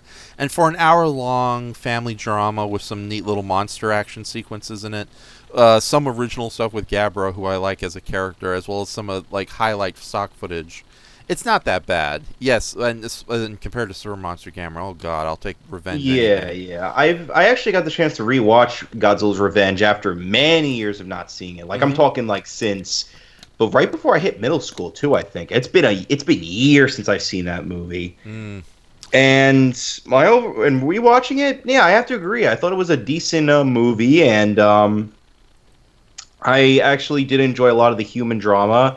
And if anything, I thought the monster footage was probably the weaker part of the movie. I mean, it's not. I mean, yeah, the stock footage. I am very critical towards that stuff. I've never been a fan of the whole stock footage approach. But to be fair, I thought it was done better here than say as we mentioned, Super Monster, where they just threw all that together. And at least they edited it a little bit better than say Godzilla versus Gigan, where it just felt like they didn't care where they put the footage. Yeah, that is true. It's like there's Gyra in the woods. What is he doing here? Yeah. Okay. Or like the repeated shot of like Godzilla fighting King Ghidorah, which is so plainly not the same designs. It's painful. Right. What's your thoughts of Revenge, Brayton? My thoughts on what? Revenge? Yeah, Godzilla's Revenge.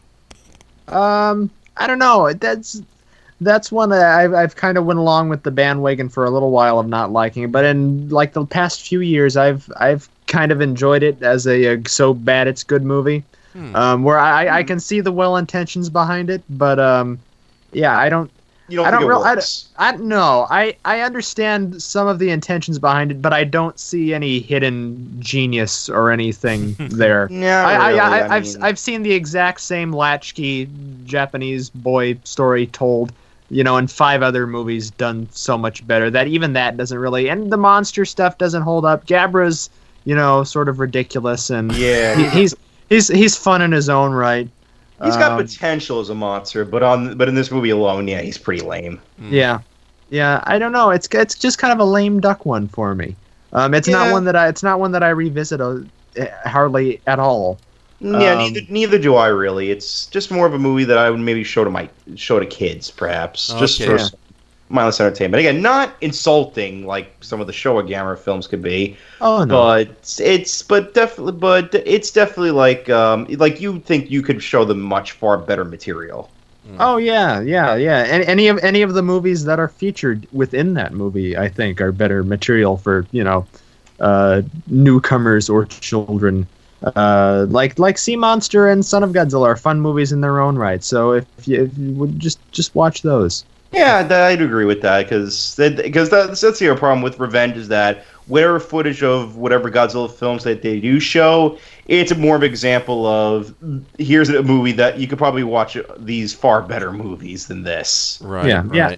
I understand why it is how it is, and the circumstances, but yeah, it's not one of my favorites. Definitely not. Okay, you got to be going pretty soon for work, don't you?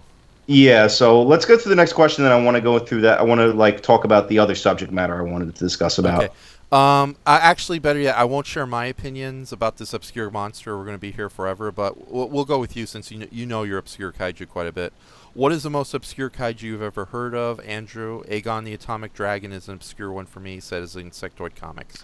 Agon, that series. Well, that was something. But it was certainly a series. More like Agon the Boring Dragon. I don't know. I've seen worse Godzilla knockoffs out there. Okay. If anything, I would have actually liked to see that one get reinvented someday. Maybe be. I mean, mean, for God's sakes, at least it's got to be more faithful to nuclear radiation than some of the more recent Godzilla films have been. But in terms of one of the most obscure kaiju I've ever heard of, actually, there is one that I really heard of that no one talks about. But there was a movie that Koichi Kawakita worked on back in 2008. It was I remember seeing this in Sci-Fi Japan. It was a mythological kaiju film with a kaiju with a horn on its head, covered in fur, and these glowing eyes. Mammoth Kong? Was it like a gorilla-like monster? Not exactly. Oh, God of Clay. God of Clay. Thank you. Yeah, that's what I meant. yeah. Let me get rid of the portentous dictionary picture. Yeah, I don't know why the hell you have that up. Because it's funny and educational, right, No, Brayton? it's not. Brayton's like, get me out of this. Yes, but yeah, God of Clay. Because no one ever thinks about that movie. Mm-hmm. I've seen one review under B Movie Celebration, but that's it. I have not heard anything about this movie. I've not heard a DVD release. I've never heard anything. And I would like this thing to get released sooner or later, because this is one of Koichi Kawakita's last works. And the only other place that showed it was at G-Fest for when Kaiju Gaiden was a thing. But yeah, I just like to know what the hell happened to that movie. From what I understand, and Patrick will probably discover the true answer to this in the future. He won't, because let's be honest, he's a big Godzilla and Gamera guy. But when it comes to obscure kaiju, there are other people who will answer that question for us. Yeah, but I think the God of Clay is based on a children's story, an anti-war children's story. I don't know what the exact plot is, but it's because it's a short film and due to copyright reasons, because it's a film adaptation in Japan. It's one of the reasons why the film has never been widely distributed. So, and I just found some God of Clay images I'll be posting up pretty soon. But I think that's the main reason why this film is not going to be seeing the light of day anytime soon. So, unfortunately. Yeah, because I was very interested in this project. I really would have liked to see design. And I mean, the monster itself is very, very unique. It looks like a yokai monster brought to life in live action. Yeah. And I really love that about it. Yeah, he should be coming up to the screen right about now on the mainstream. Yeah, and I actually have some concept art that I could probably pull up soon if I can get Sci-Fi Japan to work with me. Yeah. Oh, don't worry about it if you can't find it. But let's go on into the point you want to bring up before you leave. I didn't know you worked on Sunday night. I thought you had tonight free. No, I work the next day. That's what I meant to say. Okay. Yeah. I work Monday morning. But the last other thing that I want to talk about, and this is a subject matter that I've been getting into a lot recently, is just sorely talking about my viewpoints on recent Kamen Rider series that I've been getting into. I don't think I've really talked with you about this, Raf, but some of it goes into different entertaining opinions here. I've recently been going into Kamen Rider Kuga, the first entry into the Heisei Kamen Rider series, because I'm actually going to be doing a panel on it at G-Fest, celebrating the series' 20th anniversary in 2020. And I really had no clue what I was going to get into going into it. I've heard a lot of people saying different things. Some people say it's one of the more slower and boring entries. Some people saying it's one of the more brilliant entries in the series.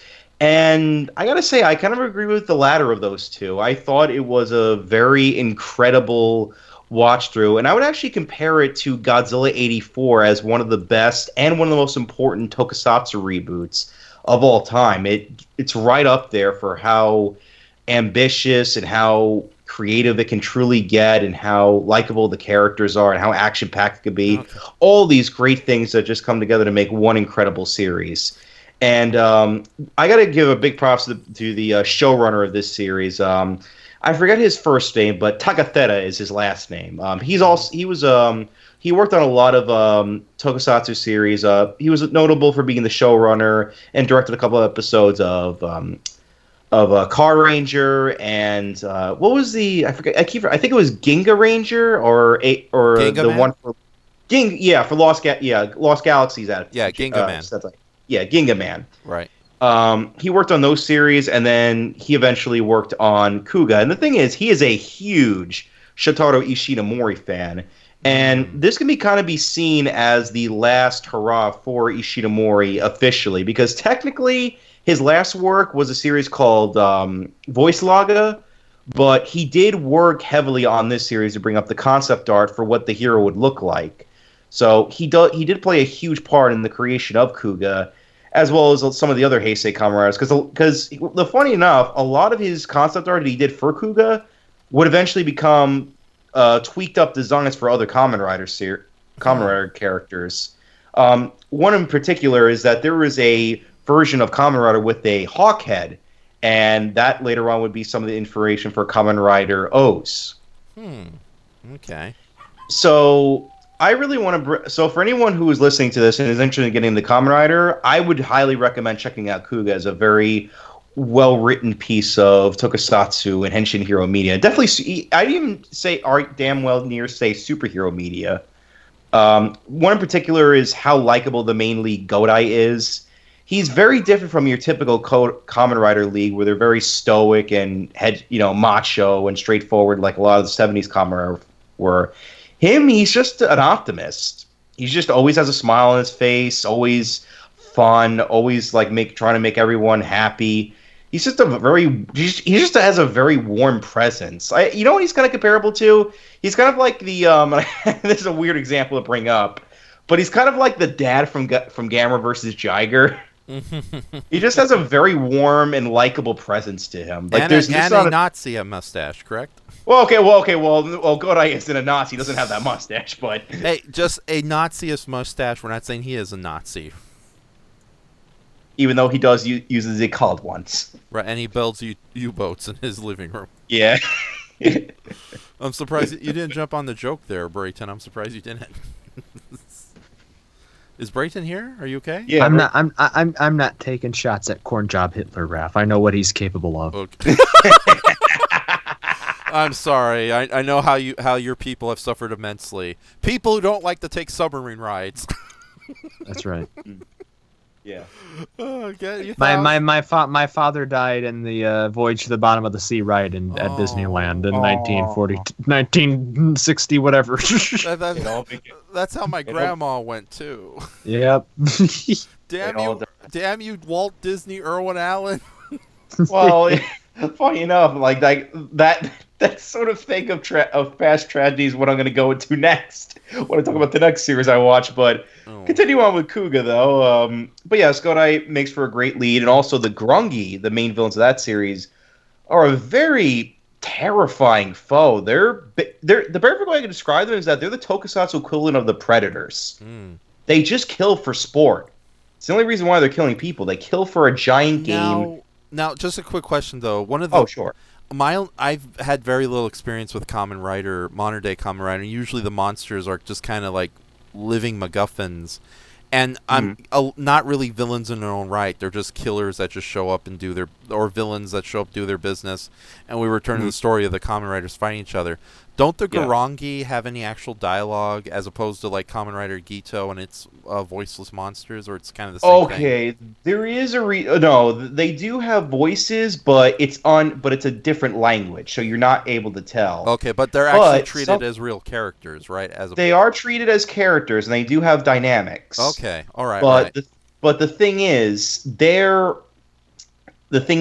funny enough, somebody has actually been able to translate Grungi translations.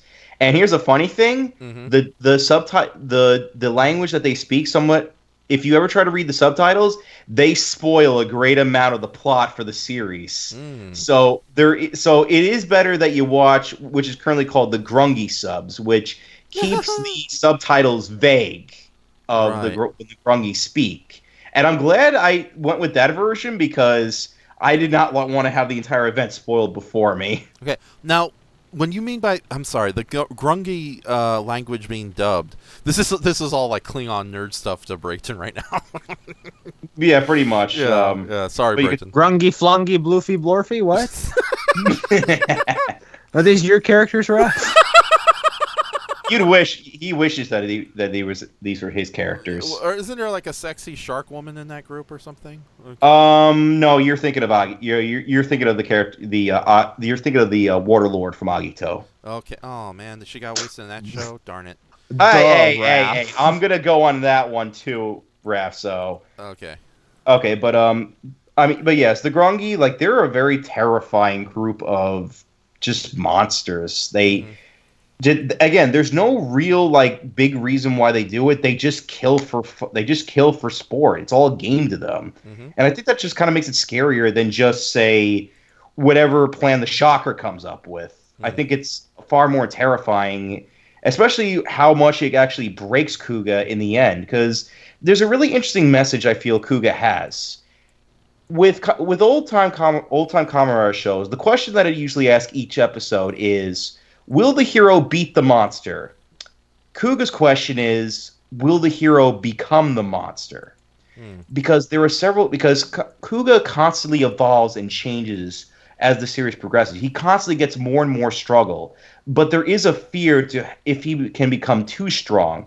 In fact, there actually is one scene in the show where Godai uses an upgraded version of the red form, as you can see here on the screen, where it basically kills a Grongi, but it also devastates almost an entire part of Japan. So there is a real, like, it's a very grounded series, and it presents Japan as this very messed up, chaotic world where even if you have a heroic figure here, it's unsure whether he's the most trustable individual and how he can handle this whole thing. Another episode that I would really also recommend, and I think the go-to episode to go to, is episode 35, which many fans have regarded as one of the best examples of tokusatsu in general.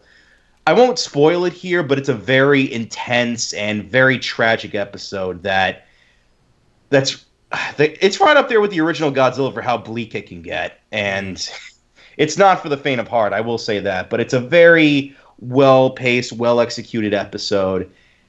I think my only problem with the series in general is that the ending does feel a little bit rushed, but I'm willing to forgive it, considering how well crafted everything else was. So for anyone who was interested in getting into a Kamen Rider, I would highly recommend Kuga. It's a very great start and a great reboot to bring audience into a new era. But this would also lead us into Agito, which I also decided to rewatch, and also for a panel at G-Fest, since that's technically a sequel to Kuga. And Raph, I'm on the opposite plane of you are. This ended up becoming my favorite Kamen Rider series. I absolutely adored it. This live stream is over! Fuck you! Yeah, I don't listen to you praising Far From Good, so I have my opinion here. Okay, all right, fine. Go on. What's the deal? What's the deal, Morning Glory? Very simply, I think it's probably a much more. I think it's a very relatable series, at least for me. One of the things I really appreciated about Agito was the idea of delving with crisis, with dealing with tragedy.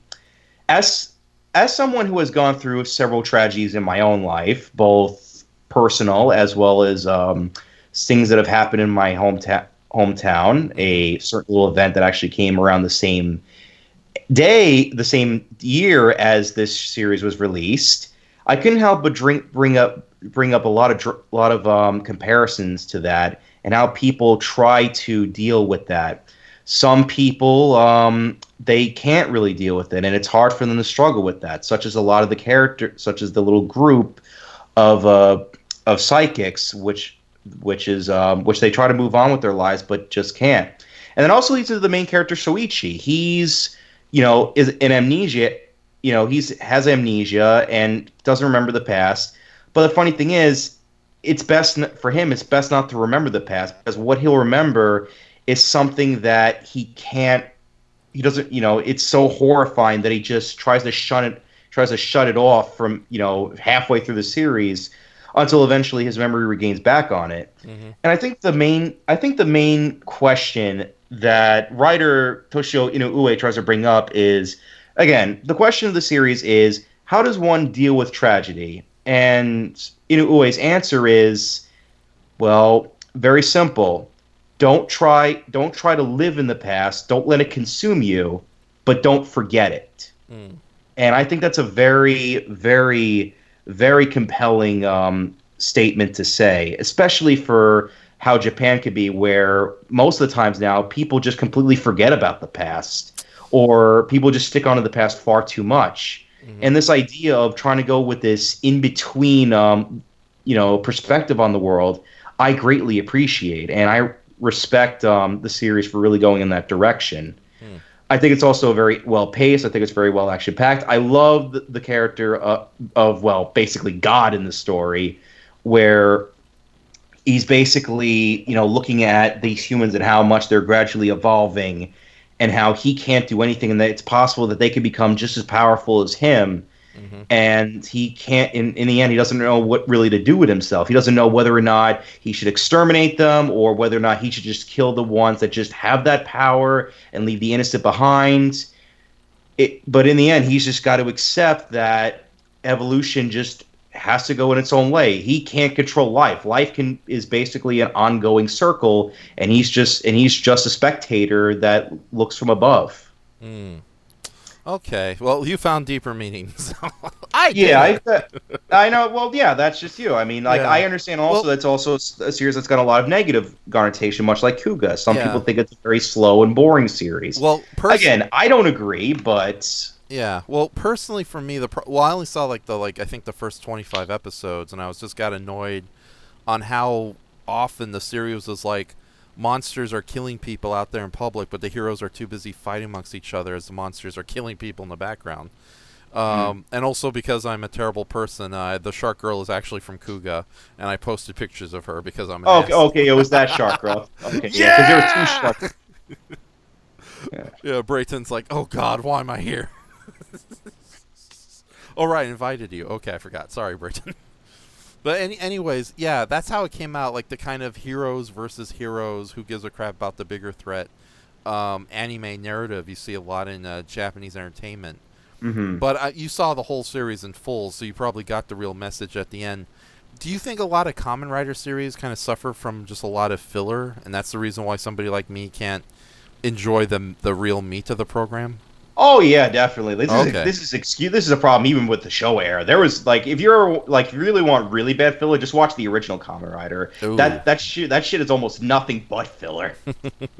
at least with Agito, I at least think that that Inoue was smart enough to still use its message with the filler, because it was around that because after the 25-minute mark, one of the things is that, like I said, Suichi, he goes back to remember who he was. But then after the event, he basically forgets again. But I personally think that's him blocking it intentionally, because he doesn't want to remember the certain tragedy that happened in his family life. So I think it's there for a reason. And I greatly appreciate it, as a result. And in terms of the writer versus writer stuff, this was the first time this did that, and I still felt that each of the characters had an understandable reason why they kept on going after each other. Plus, admittedly, it wasn't like they did that in the very beginning. At first, it was still the writers, they had some problems with each other. Of course, the most notable is that Gil's thinking Agito murdered one character. This isn't really spoilers. It's just a little event that happens in the story. Right. But other than that, though, after that little event, then they all get back. Then they were able to all work together and try to take down the Lords and the Unknown, and make sure that the world is in a better place. But I do agree. But I can see why people like URF would definitely be turned off by that type of storytelling, especially since later Kamen Rider series would play this stuff greatly, especially in the case of Ryuki, where it's basically just hero writer versus writer stories, but that took it in a more battle royale direction with it. So at least it had a sense of why it works. Yeah. Because each character had their own philosophy and why they wanted the big prize at the end. Yeah, but I don't know. It's just that you see that happen so much in Japan, and it gets just frustrating, especially when it's isn't Fate Stay Night that entire point is the battle royale between mythical characters and their handlers? Or historical killer? I don't know. I know the mobile games are a lot more fun than the anime, but the anime gets a little too bleak and annoying to me or something. It's like It's like a comic book series where it's like, oh, Galactus is coming. Who cares? Tony and Captain America are fighting over underwear rights. Wait, isn't there? Are you describing the plot to Civil War here, Raph? Because that sounds like Civil War. The comic Civil War, not the movie. The movie actually was pretty good in my opinion. So I thought it was all right. Yeah, if you're gonna do superheroes fight superheroes, then yeah, do it like that as opposed to whatever the hell was happening in the Ultimate Marvel comics. Well, that wasn't the Ultimate Comics. That was the 616 universe. That was the 616 universe. Well, at least then with Civil War, there was a mess. There was like a theme to what they were trying to go for in terms of safety versus freedom. Right. Whereas that movie, it was essentially Tony being jealous of Steve's bromance. Right. So, not to interrupt. But anyway. Okay. All right. But yeah. Go on. Getting back to Agito. But yeah, I understand why people would be turned off by that writer versus writer aspect and why it can be tedious for some individuals, but I was able to go through that and see it for what it was, a well-written series with a lot of great ideas. And also I got to say the art direction for the writer designs were all fantastic. Okay. I have no complaints about any of the writers, and Agito I think is like visually my favorite looking comic writer. I just loved its balance between being heroic yet intense. I really loved that design. Okay. So that's all I wanted to really talk about. Just two series that I would highly recommend for anyone who wants to get into that franchise, and they're both, in my view, great examples of also superheroes. So if you ever want to explore Japanese superheroes, watch Kuga and Agito. Okay, so with that said, we're past the 2-hour mark, and I guess this is where you usually go to bed. Do you want to stick on for a little longer? You good? I'll stick on maybe for just an extra 10 minutes, because sometimes I go to bed around 10:30 anyway, so it's fine. Well, how about this? Do you want to plug anything before we say goodbye and just turn this into the Brayton and Raph clown show?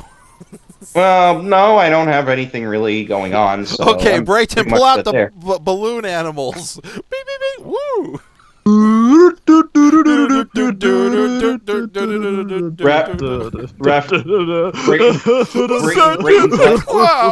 Those happy, fluffy clowns! Send in the clowns. Brayton's like, finally, he stopped talking about shit I don't want to listen to. Yay! You know what you get when you don't shut the fuck up about Kamen Rider, Andrew? You get what you fucking deserve. And I just pull out a little squirt bottle, a little squirt gun. Oh, shut up, Brayton. I've had to hear you talk about Final Wars all the time. I have my moment. Right, but... Are you telling me Brayton Connor will go on and on for hours about the greatest masterpiece ever put to kaiju film, Godzilla Final Wars, where Don Fry is large and in charge with his mustache? Brayton will go on and on talking about this, and then, with I don't know what information, Brayton will talk endlessly about Fry's mustache being able to single-handedly save the entire world? Is that what you're telling me? As a matter of fact, yes, I am. Right.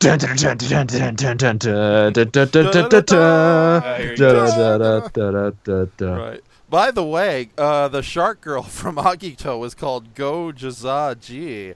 Oh my.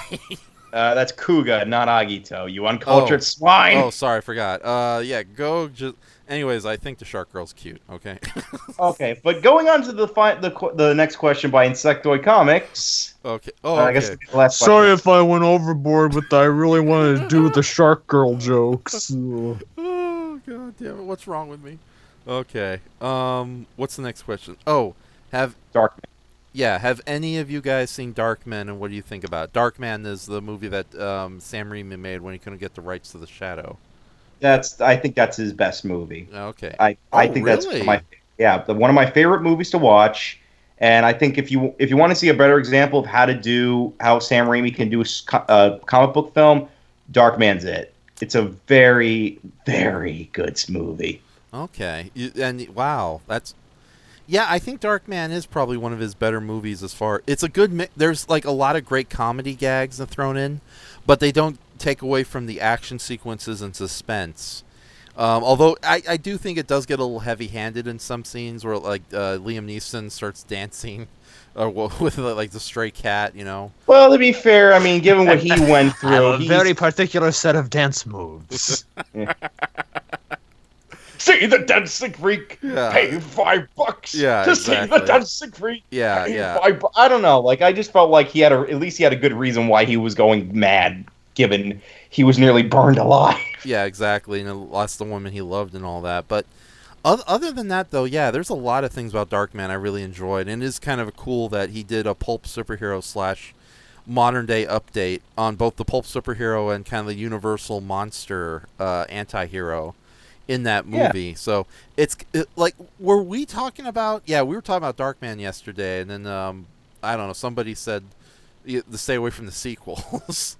So well, I mean, the second one isn't bad, but it's just not. It's nowhere near as good as the first one. Yeah, exactly. As for the third movie, I have not seen it, so I can't speak on that. Right. I do know the second and third movie without Raimi. Was Raimi an executive producer or no? He was executive producer, I think, for just the second one. Okay, it probably explains why the second movie, from what little I've seen of it, tried to ape some of Darkman's bizarre darkly comical tendencies. But yeah, no, I really do enjoy Darkman quite a bit, although I definitely need to watch, and I think I have the special edition trilogy box somewhere.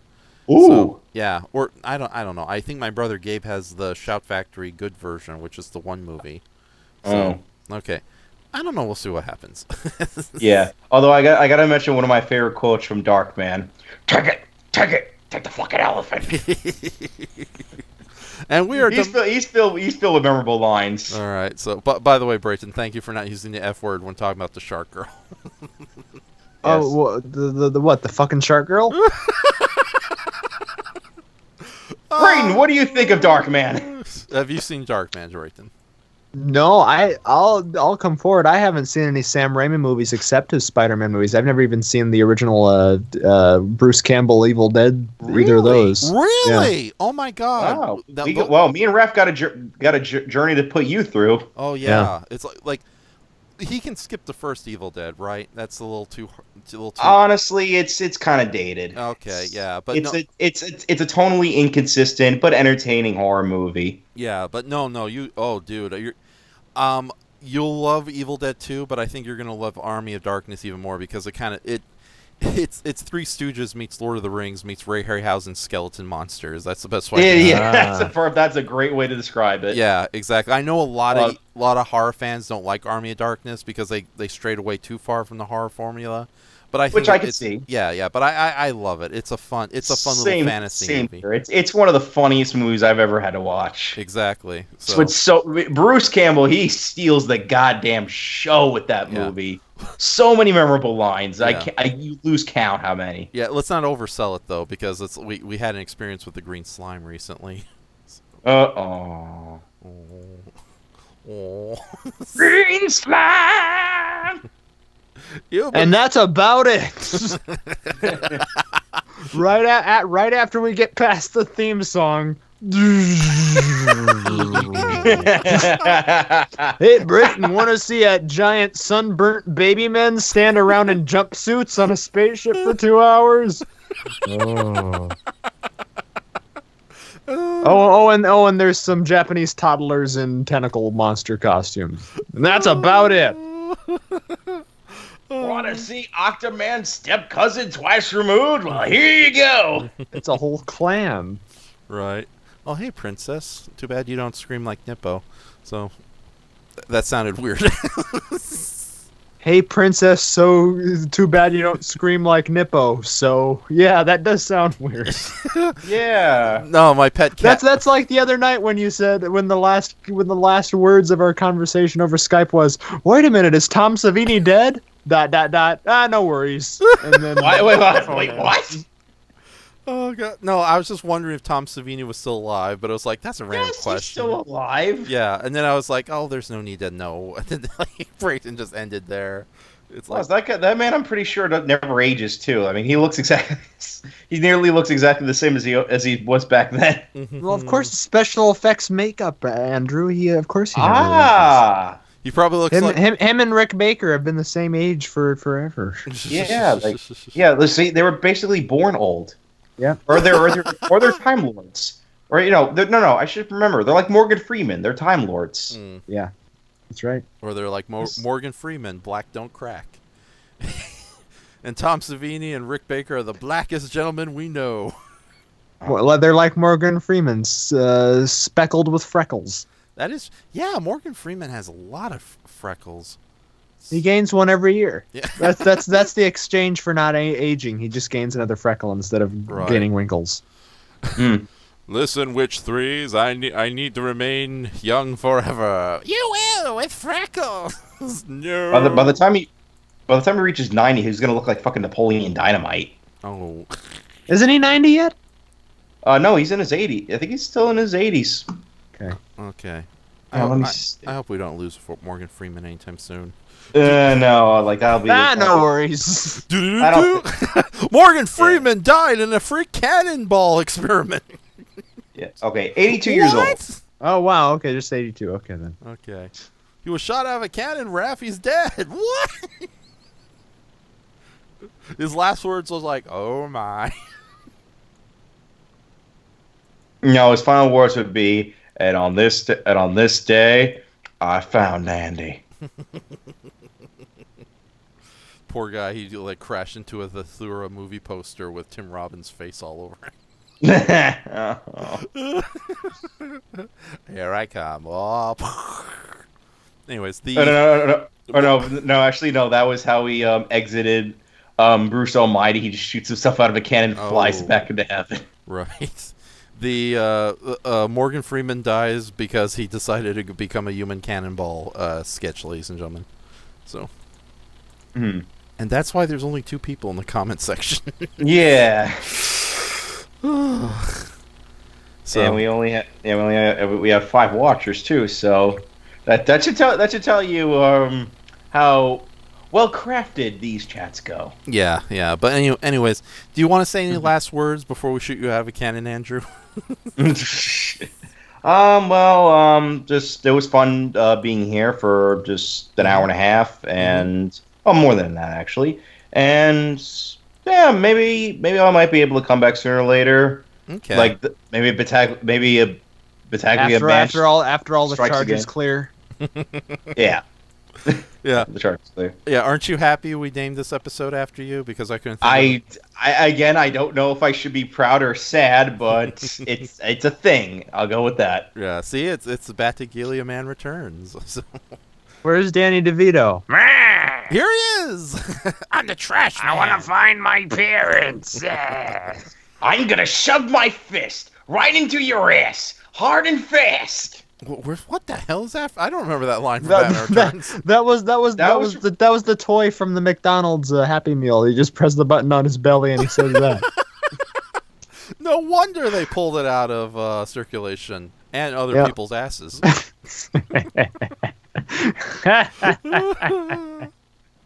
Merlin. And for those of you who don't know, that's our Always Sunny in Philadelphia reference I just made. Thank you, because I'm among those who don't know. So.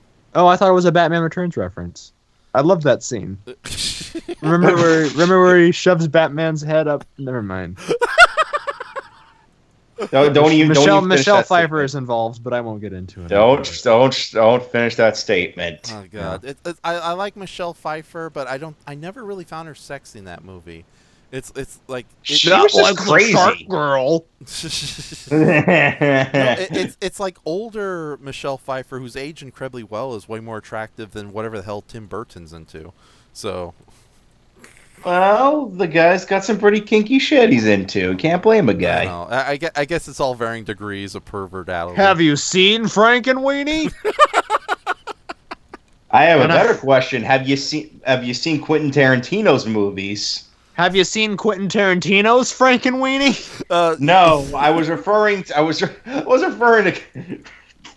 God, I don't even want to imagine what the hell that would look like. But no, I was referring to. It's just Quentin to Dusk Till Dawn. Yeah, it's just Tarantino just took like different forms of sausages, cut them up, and put them in one bun. My Frankie Weenie. I'm making like a Frankenweenie Western film. All right, yeah. Yeah. But I was referring to his apparent foot fetish that he has in Dusk Till Dawn. I don't know. I have no idea what you're talking about. And Kill Bill. Let's not forget Kill Bill. And everything he's ever filmed. Oh my God. It's like his last movie, Foot Unchanged. What was that about? Just a giant. Especially the Frankenweenie part. Yeah. So yeah. That That's a terrible joke I made about a guy just sewing up Yes, different yeah, it weenies. was. It was an incredibly horrible joke. Okay, Never make that joke again. Yeah. You sound just like Jesse and my mom. I'm so alone. Okay, but no. It was really cool having you, Andrew, and I'm so glad you were the main focus of this episode, or so to speak. No, get relatively speaking, I was the main focus, right. Which I don't get too often. Yeah. So plus, I needed a pun fast, and Battagila Man Returns was the only one that came to mind. So, I am the vengeance. I am the knight. Wait, I can't use that line. Right, yeah. Damn it. Okay, that's okay. We'll play you out with tubular bells. Hopefully nothing bad will happen. Yeah. Oh, all right, but yes, for those who are watching, thank you for having me on here, and it was great talking to all of you, and also great talking to you guys. Mm-hmm. Okay, maybe not Raph, but definitely Wood and Blake. Yay! Damn you! Get out! The clowns have to set up for the next show. All right, fine. Fuck you too. Okay, love you. Bye. All right, all right, guys. I'll talk to you all later, and I hope you all have a great night. Okay. All right, bye. All right. He's still here. Oh, he's gone. Okay, Brayton. So this has been going on for 2 hours and a half. I'll keep it up going for another 15 minutes. Damn it, that sounded weird. How you doing? That's for you, Raph. Are you sure you can do that? I can manage on rare occasion, but quick, send more pictures of the shark girl and the witch. Yeah. Your timer goes out. Doo doo doo. Oh. If Raph and Shoma cannot keep it up for the next 15 minutes, he will never rise again. If you know what I mean, and I think you do. Cut to Andres in the Japanese movie theater. Shit, Ultraman stinks! And just start throwing popcorn at the screen. This is Anno's vision. It represents Japan. I don't like it. Okay, so we'll keep this going for a little bit, but I think we'll stop around the 3 hour mark, if not sooner. So good call. Yeah, but no. I love how you're always fashionably late to these live streams. So fashionably being the keyword. Yeah, is it because you dread this show so much, even though you helped create it with its theme song? Yeah, I didn't help create it with the theme song. I just added some little audible flair to the whole presentation. I like how now that you've mastered OBS, you can add cards. Yeah. So yeah, no, it's nice to have a little more visual flair than just my computer screen and a flashlight puppets. And a rabbit toy and a bottle of drink. Right. Although I think I may end up going back to that just for the hell of it soon. So. Oh, great. And a banana. This podcast is sponsored by Chiquita Bananas. Trust me, it's a good. I have bananas right next to me. Actually, I was gonna snack throughout the show, but I'm glad I didn't. Oh, thank you. Yeah. Thank you for restraining your lips. You're like, oh, bananas. Oh, mute button. Forget it, I can eat. People, this is entertaining to people. But seriously, is there a never mind. It's kind of a personal question. I won't ask. What? You'll never know. Where were you going with that? Is there a reason why you show up so late on these podcasts? Oh yeah, none of your goddamn business. See, I knew that was going to be the answer. So. There you go. Okay, so question from Insectoid Hey, can you get a chance to upload my panel from DeviantArt? If you cannot, it's fine. I will have the video on it shortly. Oh, it's okay, dude. I want to check out the video before I go any further, but thanks for mentioning it. I am looking forward to whatever this panel is. And yes, it's nice to be and also he said finally someone else who loves Gabra. Yes, I love Gabra too. So you love Gabra? Yes, Gabra. So he doesn't get me on like the Shark Girl, but still. Why do you love Gabra, Raph? I don't know. I just what did he accomplish in his one and only one screen appearance to make you say, "Hey, that guy's all right"? Well, with besides kicking a midget in the face and zapping guts. Well, I love the part where Gabra met Lieutenant Dan in Vietnam, and they decided to become friends and start up that shrimp company. That was overwrought melodrama. Yeah. Well, still though, it was great. I remember that classic line Gabra says when he's sitting on the park bench with the chocolates. When something like yeah, and then he electrocuted the poor girl, and then he took out one of the President Nixon with electric handshake. That's right. And then he just started running. Yeah. and picked up a bunch of like other obscure, lesser-known American monsters to join him in his run. And then it's like halfway, it's like, okay, I'm pretty tired. I'm gonna go home now. And the giant Gila monster goes like, wait a minute, that's it? What do we do now? Oh god, this. But anyways, as just like a simplistic. As you know, I'm giant monsters to me is like crack to a puppy. Yeah. So I can't help myself. There's a lot of giant monsters I just instantly like, and I think some of the older ones I was introduced to still remain because I can't get into a lot of these newer monsters. They're just kind of like maybe too complex or like I've seen a billion of them. I'm good. They lack the elegant simplicity of Mad Mike the Pizza Monster. I will spend an entire podcast just talking about why. Oh wait, I can do an illustration commentary about Mad Mike the Pizza Monster. I drew a picture of him. Do I? And yet you hate a rapping pumpkin, but you'll accept an Italian stereotype, killing people with pizzas. He's not killing. No, not with pizzas. With a giant microwave oven and a giant oversized pizza. That's right. I'm sorry. I was making a mockery of his attacks. Oh God. What are you trying to rob Christmas of its dignity? That's right, Santa. I got that. I've got our commentary from last night edited into a video form, so nice. I'll be sending you a double feature of Audio Synchronicity Christmas commentaries within tonight. Oh, excellent! That's awesome to watch because how would last night, ladies and gentlemen, like whoever's going to listen to this in the future. We did a Christmas future Raph and future Brayton. After I explode from a human cannon accident, you're like, oh, time to revisit Raph's old work. No, the only reason I'm revisiting it is because I have to use it against you in a court of law. I'm called to the stand. But I'll be dead with Morgan Freeman. Oh yeah, that'll kind of muck it up, I guess. Yeah, that's okay. But anyways, yeah, we tried doing a live stream last night with the Mexican Santa Claus movie. And it was going well, actually, with the video, reviewing a little bit of it. But because we used Tubular Bells as the theme song, no offense to you, Brayton, but yeah. Carol of the Bells.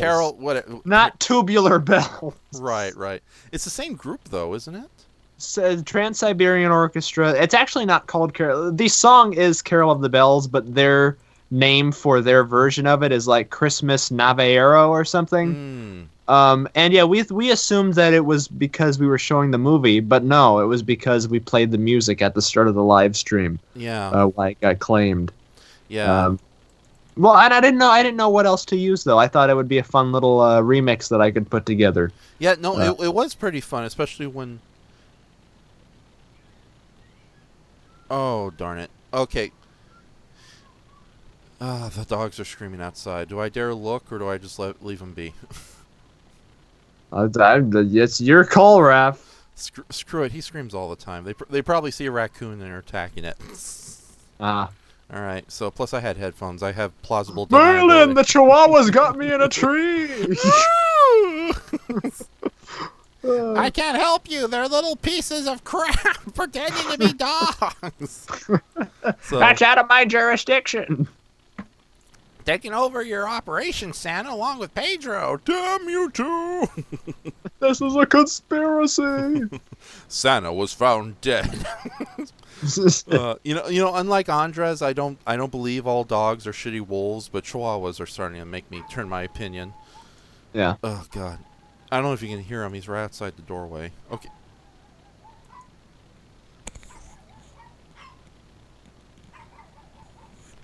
"12 inches of hellish fury." Oh my gosh. The Andres Perez story. he's back with a vengeance. 12 inches tall, full of hellish fury. I'll crawl ya.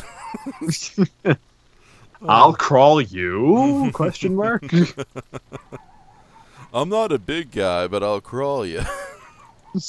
So that, but yeah, no, it kind of sucked because the video footage matched with the riffing, and it was kind of going quite well actually. And I think in the future, if we do decide to just pick a random, it's something even you and I could do now that I got the OBS going. Just pick like a public domain movie and just go, just hog tie it to death. But at the same time, I think I like the idea. Wow, that guy is really pissed off right now. I'm not gonna let him in. So, it's my day off. Damn it, I'm done with dogs. But yeah, no, I wouldn't mind doing that again. But at the same time, I think you recording a bunch of like audio commentaries with friends and then editing them together later, I think works a lot better. So. Yeah. And since you are the master of riffing and riff tracks of riff craft, how would you have rated our little show last night, our 2-part special? Oh, I thought it. Well, I don't know. I thought it was a lot of fun just watching the movie again, and I don't recall us reusing any comments from the Mystery Science Theater episode, so that was a plus. Yeah.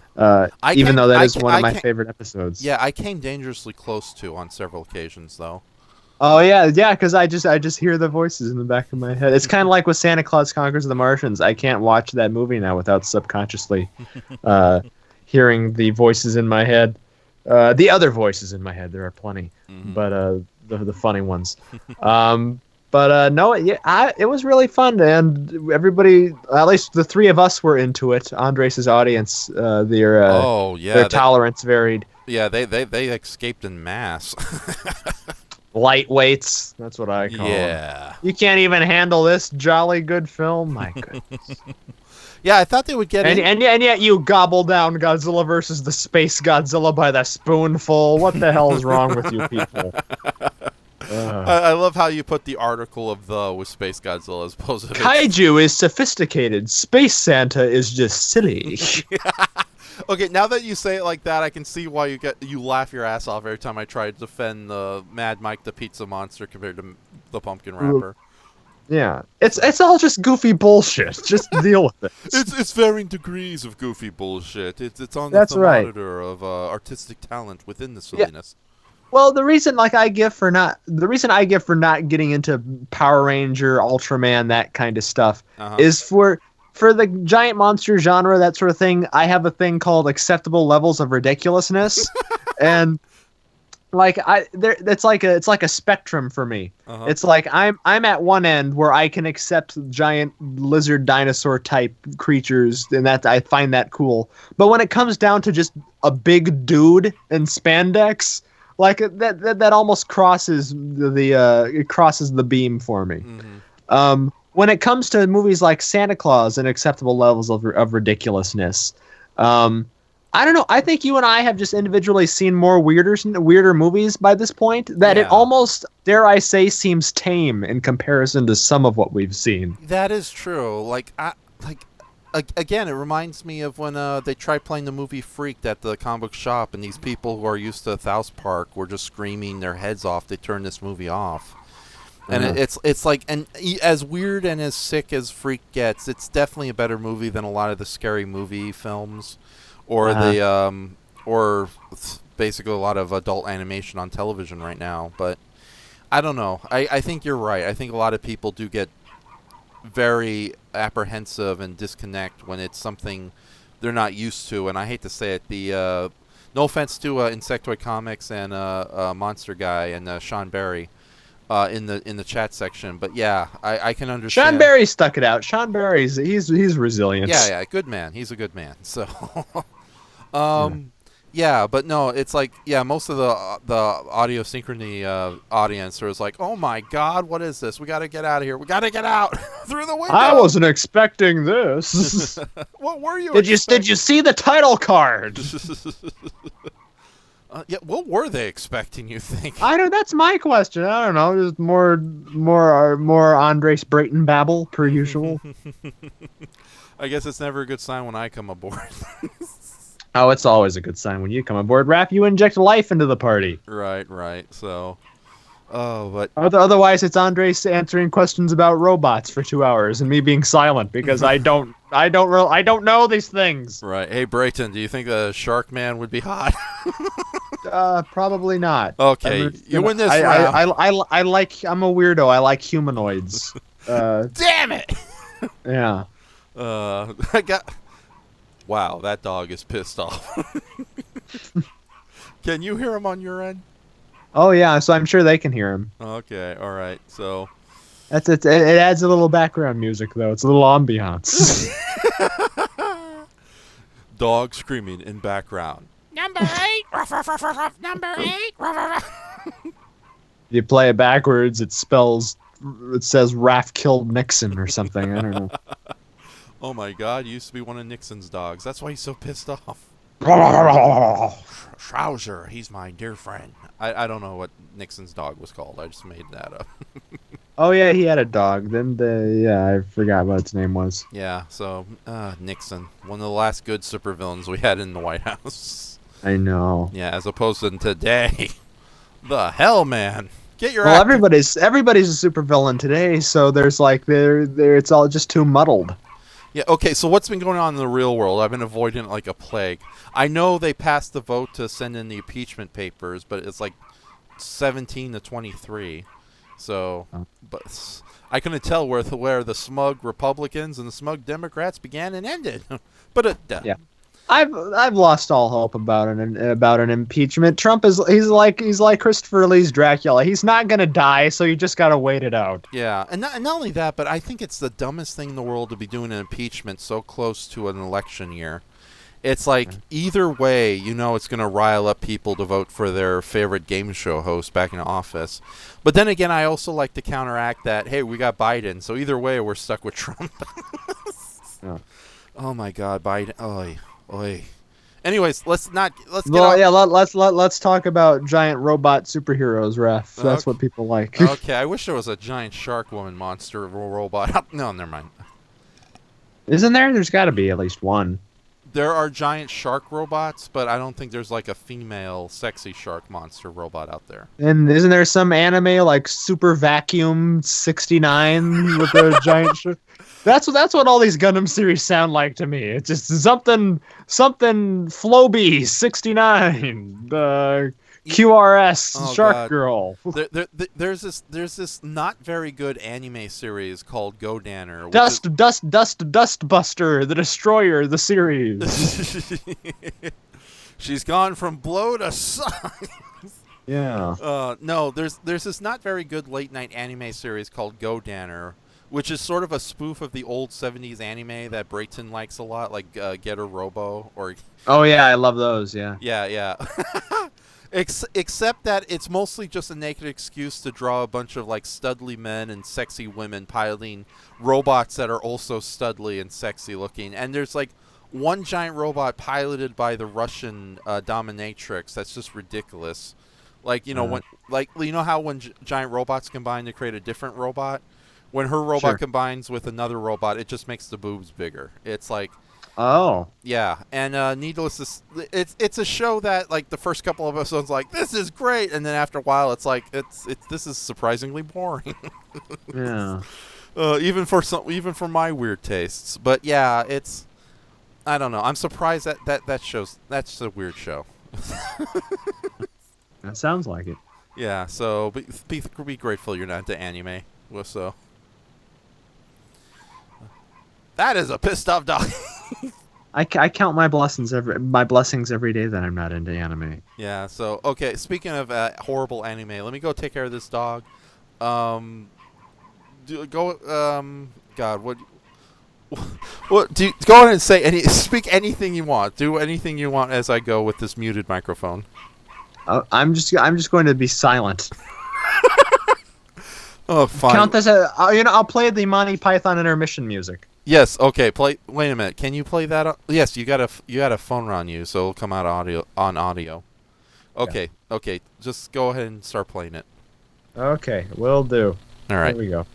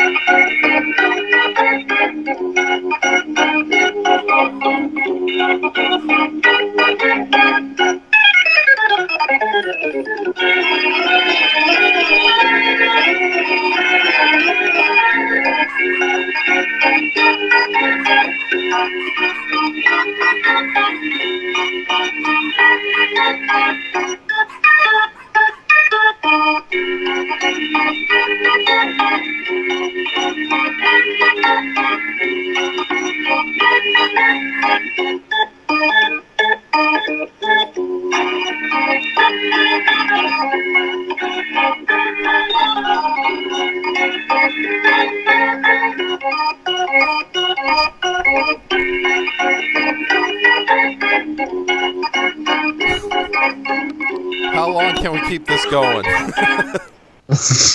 we were at a minute 35. Oh my goodness. This is the best live stream I've done so far. Oh my god. It's like from now on That was my favorite moment of live stream of consciousness right there. Exactly. I think there is a raccoon or possum in the garage, and that's why the dogs are all crazy. So Right. yeah, so it's just the three of us again. It's like, what is it? What is it, boy? Oh no, Big Jim McClain is down the well? Oh, he's big enough he can crawl out. Wait, you mean a 24 carat gold bar is stuck inside his pants and he can't move? Oh no. Oh no, that's his penis. Oh, okay. Well, they don't call him Big Jim McClain for nothing. Yeah. Okay. Well, anyways, we're going to be ending this podcast soon, so I think we can afford to have a Thank God. psychotic dog. So, but no. Thanks for showing up and doing our best. But this really was the Andrew Battagila show, and that was my decision. So. Yeah, makes sense. Yeah, because it's like we were really hear from him, especially with his job. So I figured, let's just give it to him. Did I spell his name correctly, or did I f it up? Well, let me see. Da da da da da da da da da da da da da da and Shoma. That looks right to me. Okay. It's we should have asked him. Is he like Italian or something, or one of those wacky? I think he's Italian. Okay. Dog, come here. You can see me through that, or a Chihuahua has weird eyes and you can't tell if they're looking at you or they're just like. It's like a painting that just follows you, except with these. Oh yeah. Yeah. Giant, horrifying marbles. Come here. Okay, so Brighton, is there anything you want to say before we close up for tonight? I mean, not really. No, go listen to our live stream part 1 and 2 if you'd like. Last night. Yeah, back on Andres Perez's Kaiju Noir channel. Yeah. And Monster Guy is laughing his ass off. So thank you, Monster Guy. We need a reaction to that. Were you laughing at the intermission, or were you just laughing for the hell of it? Or just laughing at us in general, which was all of the above is understandable. Yeah. So, come on, dog. I got some minestrone soup here for you to have. Come on. You don't want it. All right. Holy crap. Anyways. All right, but no, thanks for joining me again, dude. And before I go, though, I don't know. I definitely want to I'll try to do another live stream of consciousness before the year's over. Yeah. Okay. But at the same time, okay, I know the Kappa situation isn't as bad as everyone's making it out to be, or at least when I started going on the rampage against it in the early days. But at the same time... The early days of 2 weeks ago? It's gonna end YouTube! They'll screw us over, those capitalist pigs! Yeah, you were riding your little horse out there. Yeah. The corporatists are coming! The corporatists are coming! Yeah. So, and then like Harpo Marx, I get distracted with like a shark girl in her living room. It's like, oh! Yep. They're coming by sea and by land. I've been betrayed. So, you ever seen Duck Soup? Yes. Okay. Dog, come on. I want to end this live stream on a high note, so come on.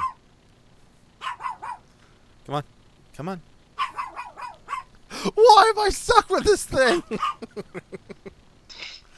Why does Dad have to collect stray animals like Pokemon? I don't know. Oh my goodness. Come on, you weird dogs. Alright, fine. Thank God I have a jump rope in the room.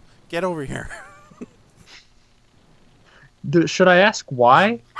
Oh, I'm thinking. You don't take me for the jump rope type.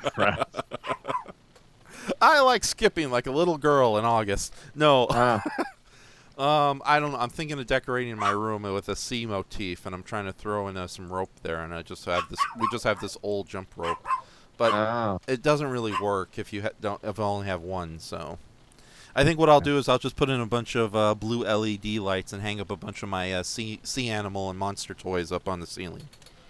I got it. Okay, so I need more octopus toys. Are surprisingly hard to find.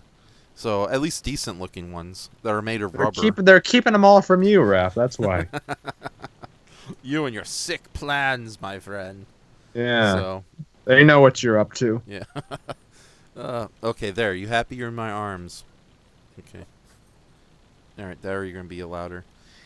But yeah, I definitely want to do another live stream before, and I think next time I'll do Discord. That way I'll be able to bring on several friends who've been wanting to be on the show but don't have Skype. So yeah, so we'll see. That'll be an interesting group chat. Although for that one, I would like you to come in a little earlier. So, that's practically it. So I was afraid this live stream was going to be really crappy, but it turned out to be pretty fun, all things considering. There you go. Yeah. So I gotta do this more often. All right. So okay. Any last things you want to mention on your end? Plugs or stuff of that nature? Oh, I don't plug things, Raph. I'm not a shilling whore like you. Anyway, so bone powder juice. It's made from real chicken bone grinded to powder. You drink this like 4 times a day, and not only will you get cysts inside your tummy, but you'll also become a real man. So says me and Shoma. It's only a scam. It's a scam. It's only $48.99 a day. With shipping and handling, so. Dear Lord. It's like, anyways, I can't keep up the joke. I'm too tired to improv. Okay, guys. So I don't know if you're still in the chat group, but thank you very much for joining us, Insectoid Comics and Monster Guy 757, as well as Sean Barry.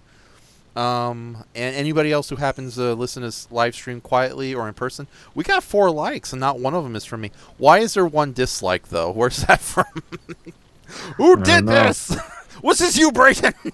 Oh, of course not. Okay. I verbalize my dislike of things. I don't enforce my willpower to click a downvote button and then feel like I accomplished something. Yeah, I'm honestly surprised you didn't leave a bunch of nasty comments on my failed Miss Blue video. Oh no, I listened to the highlights of that and then I ignored it like the plague. Okay, I'm thinking of redoing that video, but I will give you. How about no? how about you think of removing that video? Yeah, well, or do you still want? I unlisted it, so I'll probably get rid of it eventually. But no, I want to do a version with better dialogue. But do you want to edit it? Why? What do you mean, Raph? What do you mean by that? I can't. You and your new best friend, the automated voice machine. I'm sorry, baby, but you're fired. Pack up your bags and leave. So, screw you. Well, I know I couldn't get you on board with Miss Blue because knowing you probably Actually, I want to give you all the original cards and see what you do. I'm Miss Blue. Or the Conno Branson version of the same thing. Oh, yeah. Right. But no, at least you got the Jack Hoxton project coming in the future, so. When I die, you can have Jack Hoxton. Oh, is that in your will? that I get Jack Hawks? Nah, I'll probably give it to my family, but you're more than happy to take the character and do whatever you want with it outside of whatever my family does with it. Okay, great. Okay, yeah. And then my ghost returns. Brayton, what the hell, man? You said anything I wanted, Rav. I wasn't expecting a series of hot dog stands with Jack Hawkson's hideous face screaming at kids. Buy these dogs. You know you want my wiener.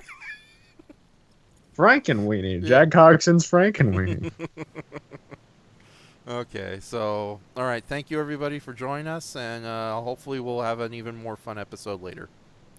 So, all right, I'm going to stop streaming. Do I stop it from YouTube, or do I stop it from OBS? I'll stop it from YouTube. Well, what is wrong with you guys? Dogs.